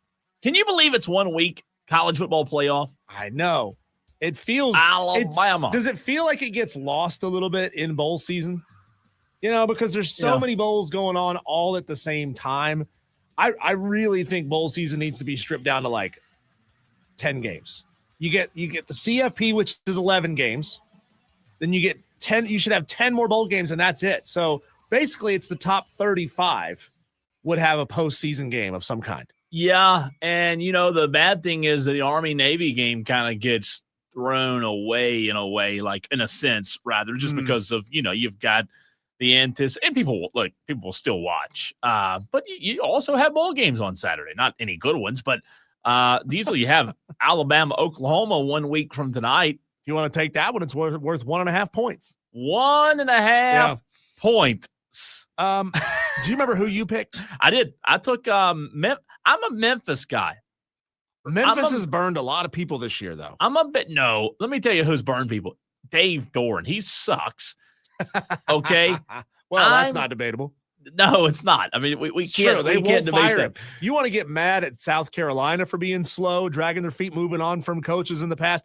NC State has known what and who Dave Doran is for a long time, and they will not get rid of him. So my upset pick was Memphis. I did say that right. Let me double check. Okay, I want to make sure I wasn't making a game up. Yeah, you're right. Memphis, NC State, which is 1 week from today. Also, Diesel 2:30 in the afternoon. We'll be able to watch football while we're. Oh no, I won't be here next Friday. You will be able to watch football while you host the show. How am I supposed to host a radio show with bowl games going on? That's right here. What you do is you take this slider, you put it in program, aux, audition, utility, turn it up and on, and you just let it ride. I don't know if that would work. I think maybe somebody would catch on. Well, if that was what Diesel sounds a heck of a lot like Paul Feinbaum. Diesel's calling the Memphis NC State game. How is Diesel in Tampa right now? But no, it's a 5.5. I think that moved to half a point. I think it was a 6 point. Now. So CJ Bailey, hope he is this. By the way, this is his last game, right? CJ Bailey, Diesel feels like he's been in college football for 19 and a half years. CJ Bailey at one time, didn't you remember we were talking about CJ Bailey being a good quarterback? Yeah, he is. No, wait, how's this possible? What? Don't tell me he's a freshman. He's a sophomore. Oh my God. There's no way. Is there another CJ Bailey? No, it just feels like, I guess. So was CJ Bailey a freshman last year then? I guess so. Why does it feel like CJ Bailey's been around for a long time? Has there been another CJ Bailey? Or maybe just college football is doing that to us. Maybe college football is just making us think that, man, quarterbacks are older than they really are. That's wild. I mean, who knows? This guy could be 40 and still playing college football. I was wrong on that. I was thinking he was a little bit older, but jeez, only a sophomore. Yeah. Okay. Excuse me. I selected for my upset pick Boise State plus 9.5. The Broncos over Washington. And by the way, we didn't. I don't even think we said this in the last break. That is who Furman is playing tonight at 6:00. Washington, the Huskies, in the soccer semifinals. What's the spread? That. Can I get? Yeah, 1, because that's how many goals they score. No, you know what? You joke about it. There's got to be a spread on it, right? Or let's look. If it's a sport, you can gamble on it. That is Furman soccer. Yeah. While you're looking up that spread, Dave Mosley has entered the chat. Dave Mosley is going Memphis over North Carolina State plus 5.5. So good luck, Dave. Mosley, hope you don't hit it again like you did 19 times this year. I don't know if that's wise, choosing with Cole Bryson. Oh, yeah. He's definitely not. But he's also the leader in the clubhouse, so he's, I guess, the smartest guy in the room. Maybe I'm choosing with Dave. By the way, AI says the Furman-Washington men's soccer game tonight. has no traditional betting spread because it's an amateur college game, but Washington was favored. There's got to be a way. There's got to be a way. There's got to be a way to bet on this one. Come on. But Cole, we talked about Sherrone Moore getting arraigned earlier today. We have the photo. If you want to toss that up there in the stream of old Sherrone sitting inside of his what looks like a toilet stall, getting arraigned. Diesel, look how bad this looks. All kidding aside, I'm gonna take the comments off for a second. I mean, look at this, man. Yeah, this is just college girl, basically. College girl, and Sherrone's a young coach, so it's not like it's like an underage girl situation. It's just more of a he took advantage of his position, and I none of us can know the dynamic. How did it happen? Did she come on to him? It doesn't matter. You know, have to be smart enough to know not to do that. Let me go throw my opinion out there. You have to be committed to your wife to know not to do that. I agree with you, but I will also say this. I'm not going to say she's as guilty as him, but she is also very guilty. 100%. So let's not act like, 100%. poor girl. No. She know Diesel. She knew what was. I mean, come on. When you want to talk about guilt, when it comes to Sherrone Moore, it gets worse than the way this looks right here. It gets worse because apparently Sherrone Moore was all up in the DMs of a noted Michigan superfan and OnlyFans model, Mia Sorority. She says that he contacted her, DM'd her flirty messages, and she claims that Sherrone Moore DM'd her at halftime of the Ohio State game. I don't even have words. I don't know what to believe. But I mean, I'm normally with you. The only thing I will say that's weird about this whole conversation is, Diesel, every single thing that I've read and I've said, there's just no way I can believe it. Guess what? It's been true. Exactly. Exactly. Now, not to say that she is a liar. Right. But also not to say that I would necessarily trust the words of an OnlyFans model saying that Sherrone Moore got into her DMs. I mean, why not use this situation? Why not pile on to the guy and use this as a way to get more people to subscribe to your OnlyFans account? That seems like something somebody would do in this world. It does. You know? It's sad. I mean, just think about that, though. I mean, let's just pause for a second. Think about it. A coach, a football coach, whose job is to, you said it earlier, win games, lead a program, lead men, period, right? At halftime. Yeah. Doesn't have anything else to do. Oh, my God. I mean, you only have like 20 minutes. So think about the amount of time. I can't. Did he do it? Did he run up to the bathroom to hit the head while he was? I can't. And just like open his phone and said, "Hey, Mia, what do you DMing her in the first?" So I guess it's like this. I guess it's like a drug. Yeah, a drug user. It doesn't matter. It's an addiction to women. It's an addiction, and the drug user doesn't care if they're using the drug here, there, when. So I think it's tough that he, number one, had the problem to begin with, but just to think of this magnitude of a coach who's the coach at Michigan, one of the best jobs in all of sports. Yeah.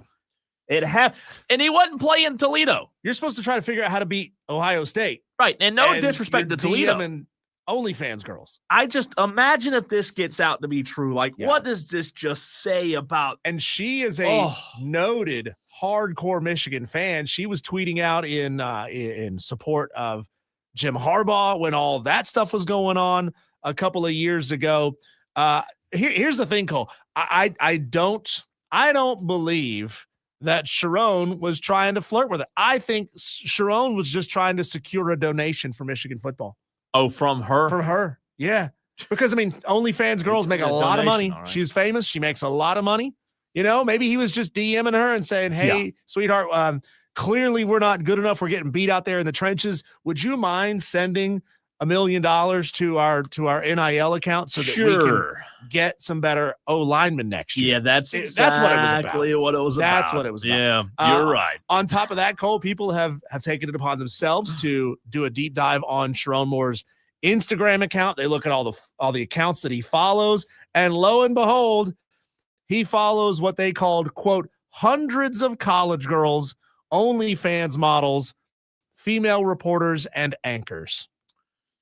So that's good. So all he saw in his algorithm. What this comes back to, Diesel, is it's also, while he was obviously in the wrong, it's also a failure on Michigan's part through the vetting process, unfortunately, because Sherrone Moore, let's not forget, he was already a part of a previous scandal-ish, like for covering up this Harbaugh stuff. So Michigan, I think, I'm just sitting here today, Diesel, saying Michigan's to blame for some of this.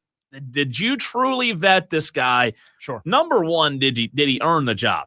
That's the issue I have, because look, I asked Bill Bender the question yesterday, Diesel, at 5:22. I asked Bill, I said, Bill, when Harbaugh left Michigan,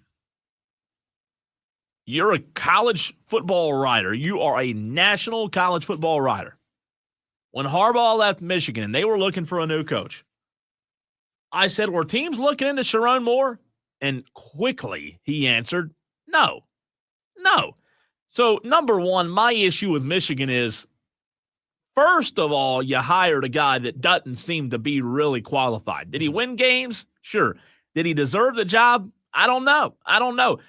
Nobody seems to think he was, on hot boards across the country. Hey, the next coach at Alabama, Diesel, might be when Nick Saban retires. It may be Sherrone Moore.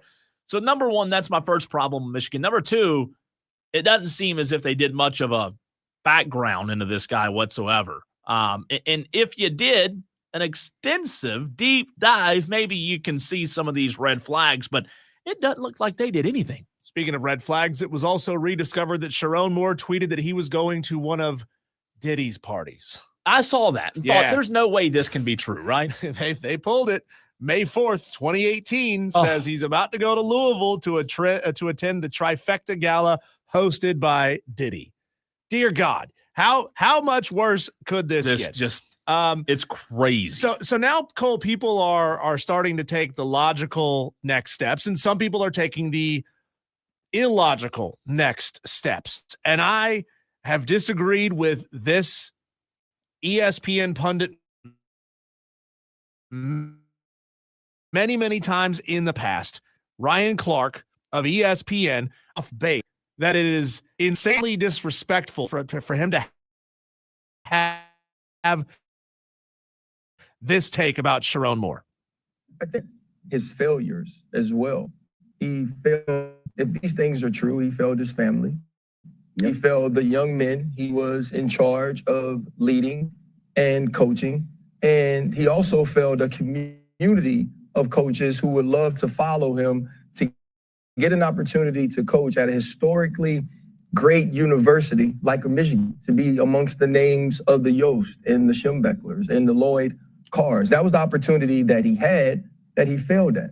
And we also have to think about this young lady who was a subordinate and what these accusations or what these actions will do to her for the rest of her life. And so now if you're Sherrone Moore, who was the first African-American head coach at the University of Michigan, there's also a community of coaches that would love to follow in your footsteps that will be partly judged because of your actions. He does have to own that. How do you make the jump and say that because Sherrone Moore is a bad guy and it just so happens to be a black guy, that in the future, potential head coaching candidates who are also black will be judged based on Sherrone Moore's actions? How do you arrive at that place, which to me is incredibly disrespectful to coaches like Fran Brown, Marcus Freeman, Tony Elliott, Clayton White, any and all coaches that are growing and growing and growing in their profile? How do you get to that point to say, well, they're not going to hire Fran Brown because Sherrone Moore's a black guy and he did bad stuff? That was the first time, by the way, I've heard that audio. So what? Wow. Let me ask you this for context. Who was this on First Take? What was this on? Do you know? Let me see if it says on the piece of audio. Oh, I'm sorry. You were just listening to the audio. It wasn't the video or anything, right? This was on First Take. Was it? This was on First Take. Is there any audio? There's more. I'm curious to how the other guys responded. There's about 2 more minutes of this. Can we hear it? Yeah, let's go. He does have to. I don't know exactly when the other guys. That. He has to be held accountable for that, whether these things are true and someone was after him or not. And so if you're Michigan, you're truly coming from 2 head coaches in a row, in Jim Harbaugh and also Sherrone Moore, that has let the university down in some way. It's not the level of excellence that we expect from that position that has a responsibility. You know, in Romans 3:23, right, it says, all have fallen short because of sin and fallen short of the glory of God. So Sherrone Moore will have an opportunity to be given grace by his family, by Christ, but he won't get a Bobby Petrino rebound, right? He will be treated like Mel Tucker. He will be treated like Michael Haywood, who in 2010 was supposed to be the next head coach of the University of Pittsburgh. So I just don't think we could skip over how serious this situation is for Sherrone Moore and the decision-making, the situation he put himself in. And so going forward, you can't just bring in a coach that's great at X's and O's. You need to bring in a leader of men. You need to bring in a man that these young men can look at and model certain aspects of their life afterwards. And I don't know who that is. Is it a Jed Fish from the University of Washington who turned Arizona around? I know I heard the name Brian Kelly being floated. He absolutely should not be the next head coach of Michigan. From everything you see of Kellen DeBoer, even if he's not winning the amount of games you want him to win at Alabama, he carries himself in a way where that is someone I would want my son to play for. And I think when you're looking at finding this next head coach, it's not as simple as how many games can we win. It's who can change the perception of the sort of person we are picking to lead young men into the next chapters of their lives. So, no, there was not no rebuttal. The rebuttal part or of that agreement. feature. I don't know. It might have been an agreement. Right. So here's what I would say. I think Ryan Clark, I'm trying to understand both sides here, okay? I think Ryan Clark Diesel is coming at this from a minority point of view, where he's trying to say that when a minority already has, challenges to get a job, like let's use an example. If I'm just going to use an example, this might fit, it might not, but here we go. If somebody comes into America from another country, right? And 15, 20, 30 people follow them into America. Those 15 to 20, 30 people who are not from America, they may be good citizens, but guess what? That first person that came, they may commit a crime, they may commit a murder, and then all of a sudden, guess what? Well, you know what? We let this one guy in, and what did he do? He ruined it. Maybe that's what Ryan's trying to unfairly. I don't think Diesel, Ryan, you or I can really say, because we don't know who's doing the hiring, and you know what I mean? Yeah. We're not the ones to say in that. So I don't think that's to say that there's not a single athletic director and school president in America that would allow Sherrone Moore's actions to determine whether or not they would hire another black coach. But you would hope to make that assessment or that assertion that it's going to be a fairly large issue, I think is a little out of pocket, because from my understanding, Fran Brown is an impeccable person. Marcus Freeman, Tony Elliott, those guys I think have impeccable track records and are, Marcus Freeman obviously has a higher, profile job that will help him get jobs for the rest of his life.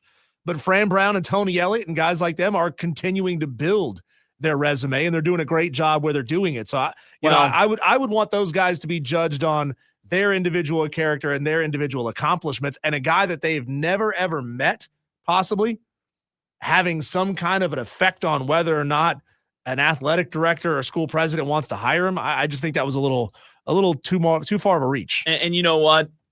what it all boils down to is we've got to get past the race issue. We've got to get to the point where we can say this man, this woman is a bad person, good person, right? Regardless if they're white, black, Asian, American, whatever, right? I know a lot of good people who are of all different colors and races. So we've got to get to, it's funny. The same people who want racism to completely go away are the same people who say things like that of like, well, they'll never know. That would be like saying that Bobby Petrino's actions affect Rod Brindamore. You know, different guys, different sports. The others, they're both white guys and they're both coaches, but that's literally all they have in common. Yeah, it's weird, man. It really is. Good stuff there, though, and appreciate the audio from First Take ESPN Ryan Clark. Diesel, let's take a look at what Week 15 in the NFL has to offer. A big one. That's next.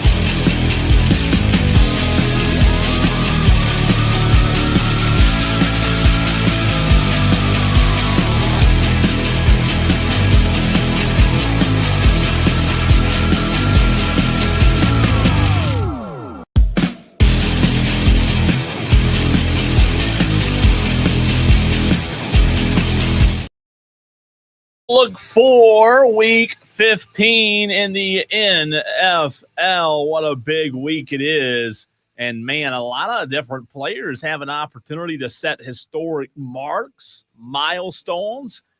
Diesel, there are a lot of players. Myles Garrett, Matthew Stafford, Drake May, Josh Allen, Bo Nix, Christian McCarthy, Jahmyr Gibbs, Jackson Smith and Jigba, Puka Nacua, Amon-Ra St. Brown, Jamar Chase, Justin Jefferson, and Trey McBride all have an opportunity this weekend to put themselves in the history book in the NFL. So it could be a really, really big weekend. We'll get to that. And, man, the Panthers are already celebrating, aren't they? Are you Panther fans already throwing parties and you hadn't even played the game yet? But you'll just thank the Atlanta Falcons later, I guess, you right? know, as much as Carolina Panthers fans were rejoicing last night that the path to clenching got a little bit easier. You win on Sunday. You win against the Buccaneers in the first matchup. Yep. Then you clench with 2 weeks to go. Yeah, big, really big. But there's still a part of me that thinks there's a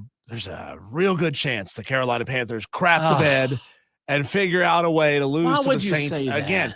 Because it's Bryce Young and the Carolina Panthers. They will win inexplicably and they will lose inexplicably. And usually when something goes up, it must come down.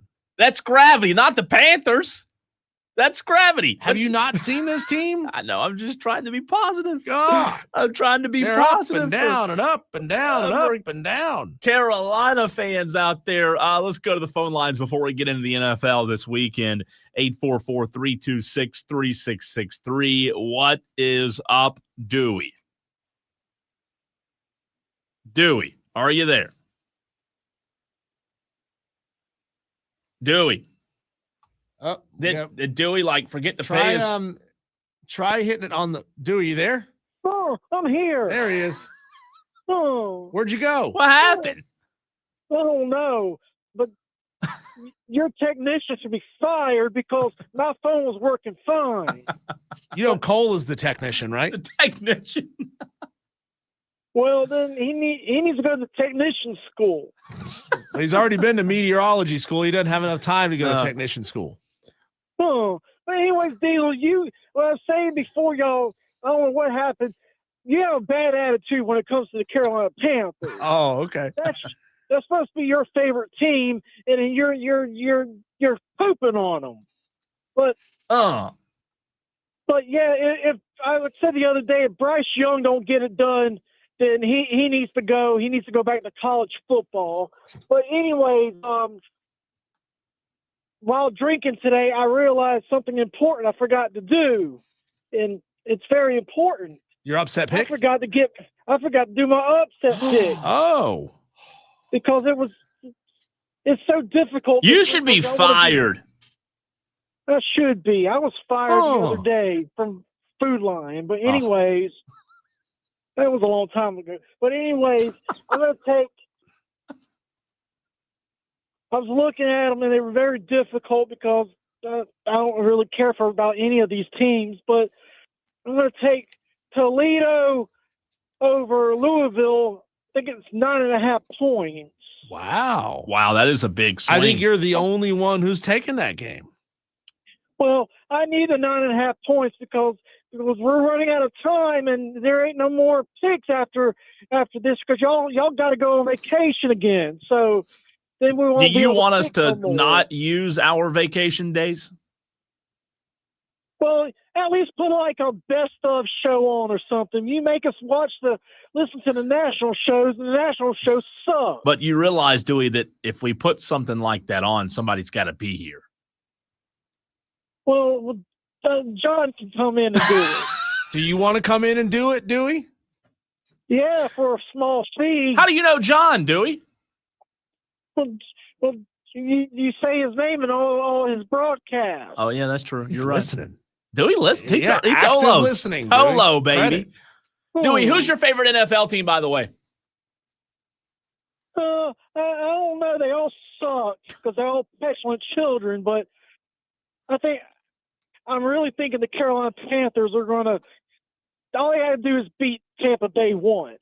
Yeah. That's all they got to do. Do you think they can do it? Lose against the Saints, they probably beat them at home. They're not going to beat them in Tampa Bay. But Baker Mayfield sucks too. But he has more experience than Bryce Young, so they still may pull it out. Who knows?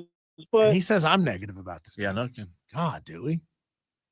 But you got to be more positive. Oh, okay. But when I'm positive, they lose. Yeah, true. When I'm negative, they win. Well, then you got to be negative. My therapist. But then I get you yelling at me.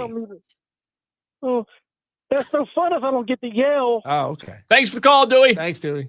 The first game with Tampa Bay, to Dewey's point, is at home. Yep. Next Sunday. So Clinch at home. Think about that. Oh, man, those 19 people to be there for that, I mean, they would be ecstatic, wouldn't they? Oh, man. And no, think it'd about be it. big. Really, Rick sold his PSLs. How's Rick going to go to the game? Now, that is the Sunday before. What a game to be at, man. Yep. Like, let's say they're going to beat New Orleans, right? Right? Right? I would think so. No, they're going to beat New Orleans. Remember how I said what goes up must come down? They have not won back-to-back games since they beat your Cowboys and the Jets back-to-back. Been a while. October, right? Yeah. But they've gone win-loss, win-loss, win-loss, win-loss. They won their last game against the Rams. It just seems like something they might do. God, that is bad. They've only had a streak one time this year of 3 games. Mm-hmm. Dolphins, Cowboys, Jets. Wow. And you look at those 3 teams, they stink. So, I mean, yeah, you're right. You never know. You never know. What else in the NFL this weekend? By the way, what a game last night. You've got that audio in the next segment. Is that right? Oh, yeah, I do. Okay, good. We'll get to that. Sunday. Browns, Bears at 1 o'clock. Ravens, Bengals at 1 o'clock. 2.5 point spread in favor of Baltimore on the road. Chargers, Chiefs, still going to be a highly entertaining game because Patrick Mahomes is still in the field. But Diesel, what's weird about this? What if I had told you back in August, right before the NFL season was kicking off, that, hey, on December the 14th, which is a Sunday, you're going to be watching Kansas City and the Chargers. I about said San Diego, the Los Angeles Chargers. You'd think, okay, so probably 2 playoff teams, maybe, 2 different conferences, at least one. Okay, pretty good game. A lot on the line. The Chargers are still making the playoff. They're 9-4. They've had a good year. But Kansas City 6-7 with an opportunity, Diesel, to get to 500, or if they lose this game Sunday, they will be 6-8. A Patrick Mahomes 6-8 football team, yet they are favored by 6 points. Make that make sense. I mean, make that make sense, Diesel. Got to be that Herbert's hurt. That's the only reason. It's the only reason I can think of. That he ruled out Sunday? Well, I mean, he was clearly hampered by that injury to his hand. Didn't throw a ton of yards in the win against Philadelphia. On the road, gonna be really cold. You got to think that hand's gonna hurt. I mean, it's protected, it's healed. Yeah, or it's been surgically fixed, but it's not healed. Now, here's the game of the week: 1 o'clock on Sunday. 9-4 Buffalo Bills at the 11-2 New England Patriots. Are you kidding me? Buffalo favored by 1.5, by the way, and it's a historic day because, as I said earlier, Drake May has an opportunity to make history, Diesel. New England quarterback Drake May ranks 2nd in the league right now with 3,412 passing yards and a 111.9 passer rating this season. With a win on Sunday against Buffalo, the Patriots would clinch the AFC East Division title, and May, who has led the New England Patriots to 10 consecutive victories, can become the 6th quarterback in NFL history under the age of 24 with 11 consecutive wins in a single season. Think about that. There have only been, Diesel, this is wild, in the NFL history, 6 quarterbacks. If Drake May does it, he will be the 6th, with 11 consecutive wins under the age of 24 in a single season. The other quarterbacks, Ben Roethlisberger, he won 13 games as a young lad in 2004 in a row. Lamar Jackson won 11 in a row in 2019. We remember that. Peyton Manning won 11 in a row in 1999. Dan Marino won 11 in a row in 84. And Dak Prescott won 11 in a row in 2016 as a rookie. So, I mean, besides Dak Prescott, that's a heck of a list to be amongst. Yeah. Heck of a list. Drake May can become the 6th ever. Talk about history, man. Yeah, and people were calling him a bust not that long ago. Oh, my gosh. It's just proof you got to wait and see.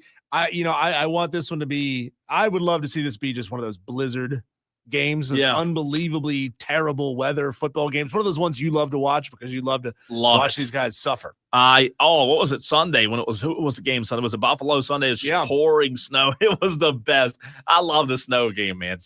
Give me the snow all day long. So that'll be a good one at 1:00. You also have an NFC East divisional game, Commanders Giants. A 3-win team versus a 2-win team. Woo. The Raiders combined, Eagles, they're almost playoff eligible. That's awful, Diesel. By the way, this is a big one. Think about this: 1:00. The 2-11 Raiders. Why is this a big one? Are at Philly. Philly's favored by 12.5, but Philly's lost 3 in a row. Just saying, crazier things have happened. Not calling for the upset here. But I'm just telling you, crazier things have happened. Yeah. I would love – oh, my God.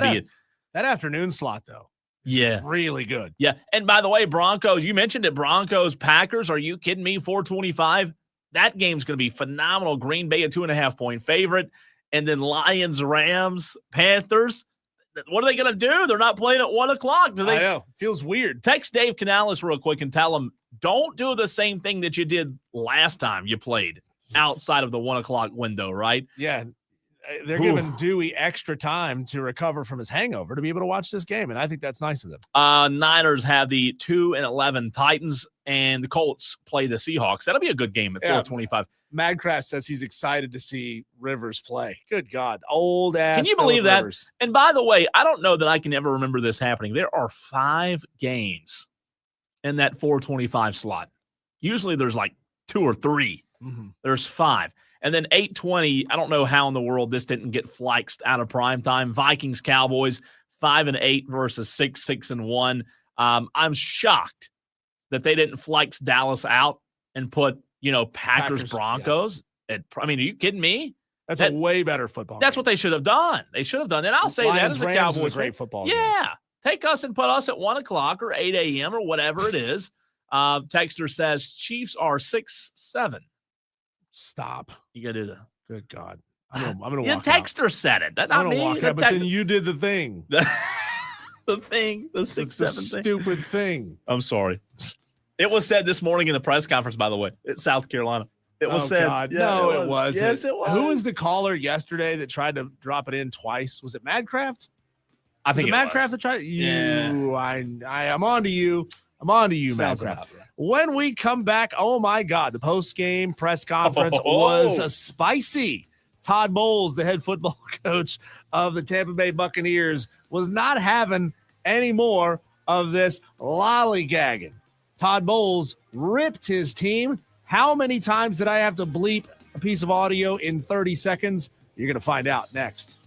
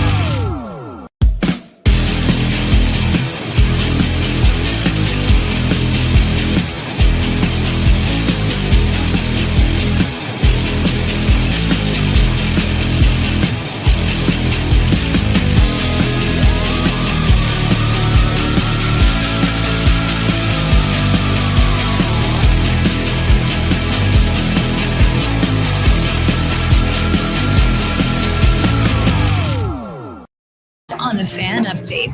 Can you believe what Madcraft just called us, Cole? He called us childish. Why? You know, we don't take this job all that seriously, Madcraft. We joke around. We have a good time on this show. What did we say? Somebody who has a hard time joking around, though, Cole, would be Danny Hurley, the head basketball coach at UConn. He was asked about the prospect of playing 8 high major non-conference games next year, which I guess is a lot. Mm-hmm. And he said that when he wakes up on game days where they have to play bye games, like teams that are awful that they're going to beat by 100, he says he wants to die. Like, that's what he said. That's what he's like. He goes, I would rather die. He might have been better off choosing some better wording there, but dear God, I get it. He's uptight. I do get man. it. I do get it. Is he as uptight as Todd Bowles or no? No, not at all. Because I had to. The number of bleeps, expletives in this clip is only outshined by the number of times I played this back to make sure that I got all. I can't believe you're able to do it. I can't believe you did it. Todd Bowles was in his postgame press conference after losing last night to the Falcons on a walk-off field goal, and this is what he had to say. You only get to hear part of it because a lot of it's bleeped. What do you tell them in the locker room after a game? It's inexcusable. You don't make excuses. You gotta care enough where the shit hurts. You gotta care enough where the shit hurts. It gotta mean something to you. It's more than a job. It's your livelihood. How well do you know your job? How well can you do your job? Well, you can't sugarcoat that shit. It was inexcusable, and there's no answer for it. There's no excuse for it. That's what you tell them in the locker room. Look in the mirror. That's 10. 10. Need to use all of your fingers. I was about to take my shoes off for a second. No lie. I was like, what am I going to do if he 10? I'm telling you, I said it earlier in the show. I heard that as soon as I woke up this morning and thought, oh my gosh. But you know what? Like, he's livid. He's livid. Yeah. And they have lost now back-to-back Diesel to two teams that have combined for what, 5-6 wins? Saints, Falcons. I mean, it is horrendous. And that team right now, they're kind of in the same boat as Philadelphia. They're reeling. You know somebody's really mad when they're not yelling at you, right? Like, he could be out there just slamming tables and screaming and acting a fool. And then we'd say today, wow, Todd Bowles is really unhinged. Is everything okay at home? But he is like, you don't make bleeping excuses. Can you do your job? You can't sugarcoat that bleep. I'm telling you, man. He's had it. He's had it. But after losing those 2 games, can you blame the guy? I mean, he's livid. So it is what it is. Smitty. Oh, my gosh, it doesn't get any better than Smitty. Smitty, Sports Talk Media Network. We'll talk Michigan. We'll talk Sherrone Moore, South Carolina, and a lot more with Smitty of Sports Talk Media Network.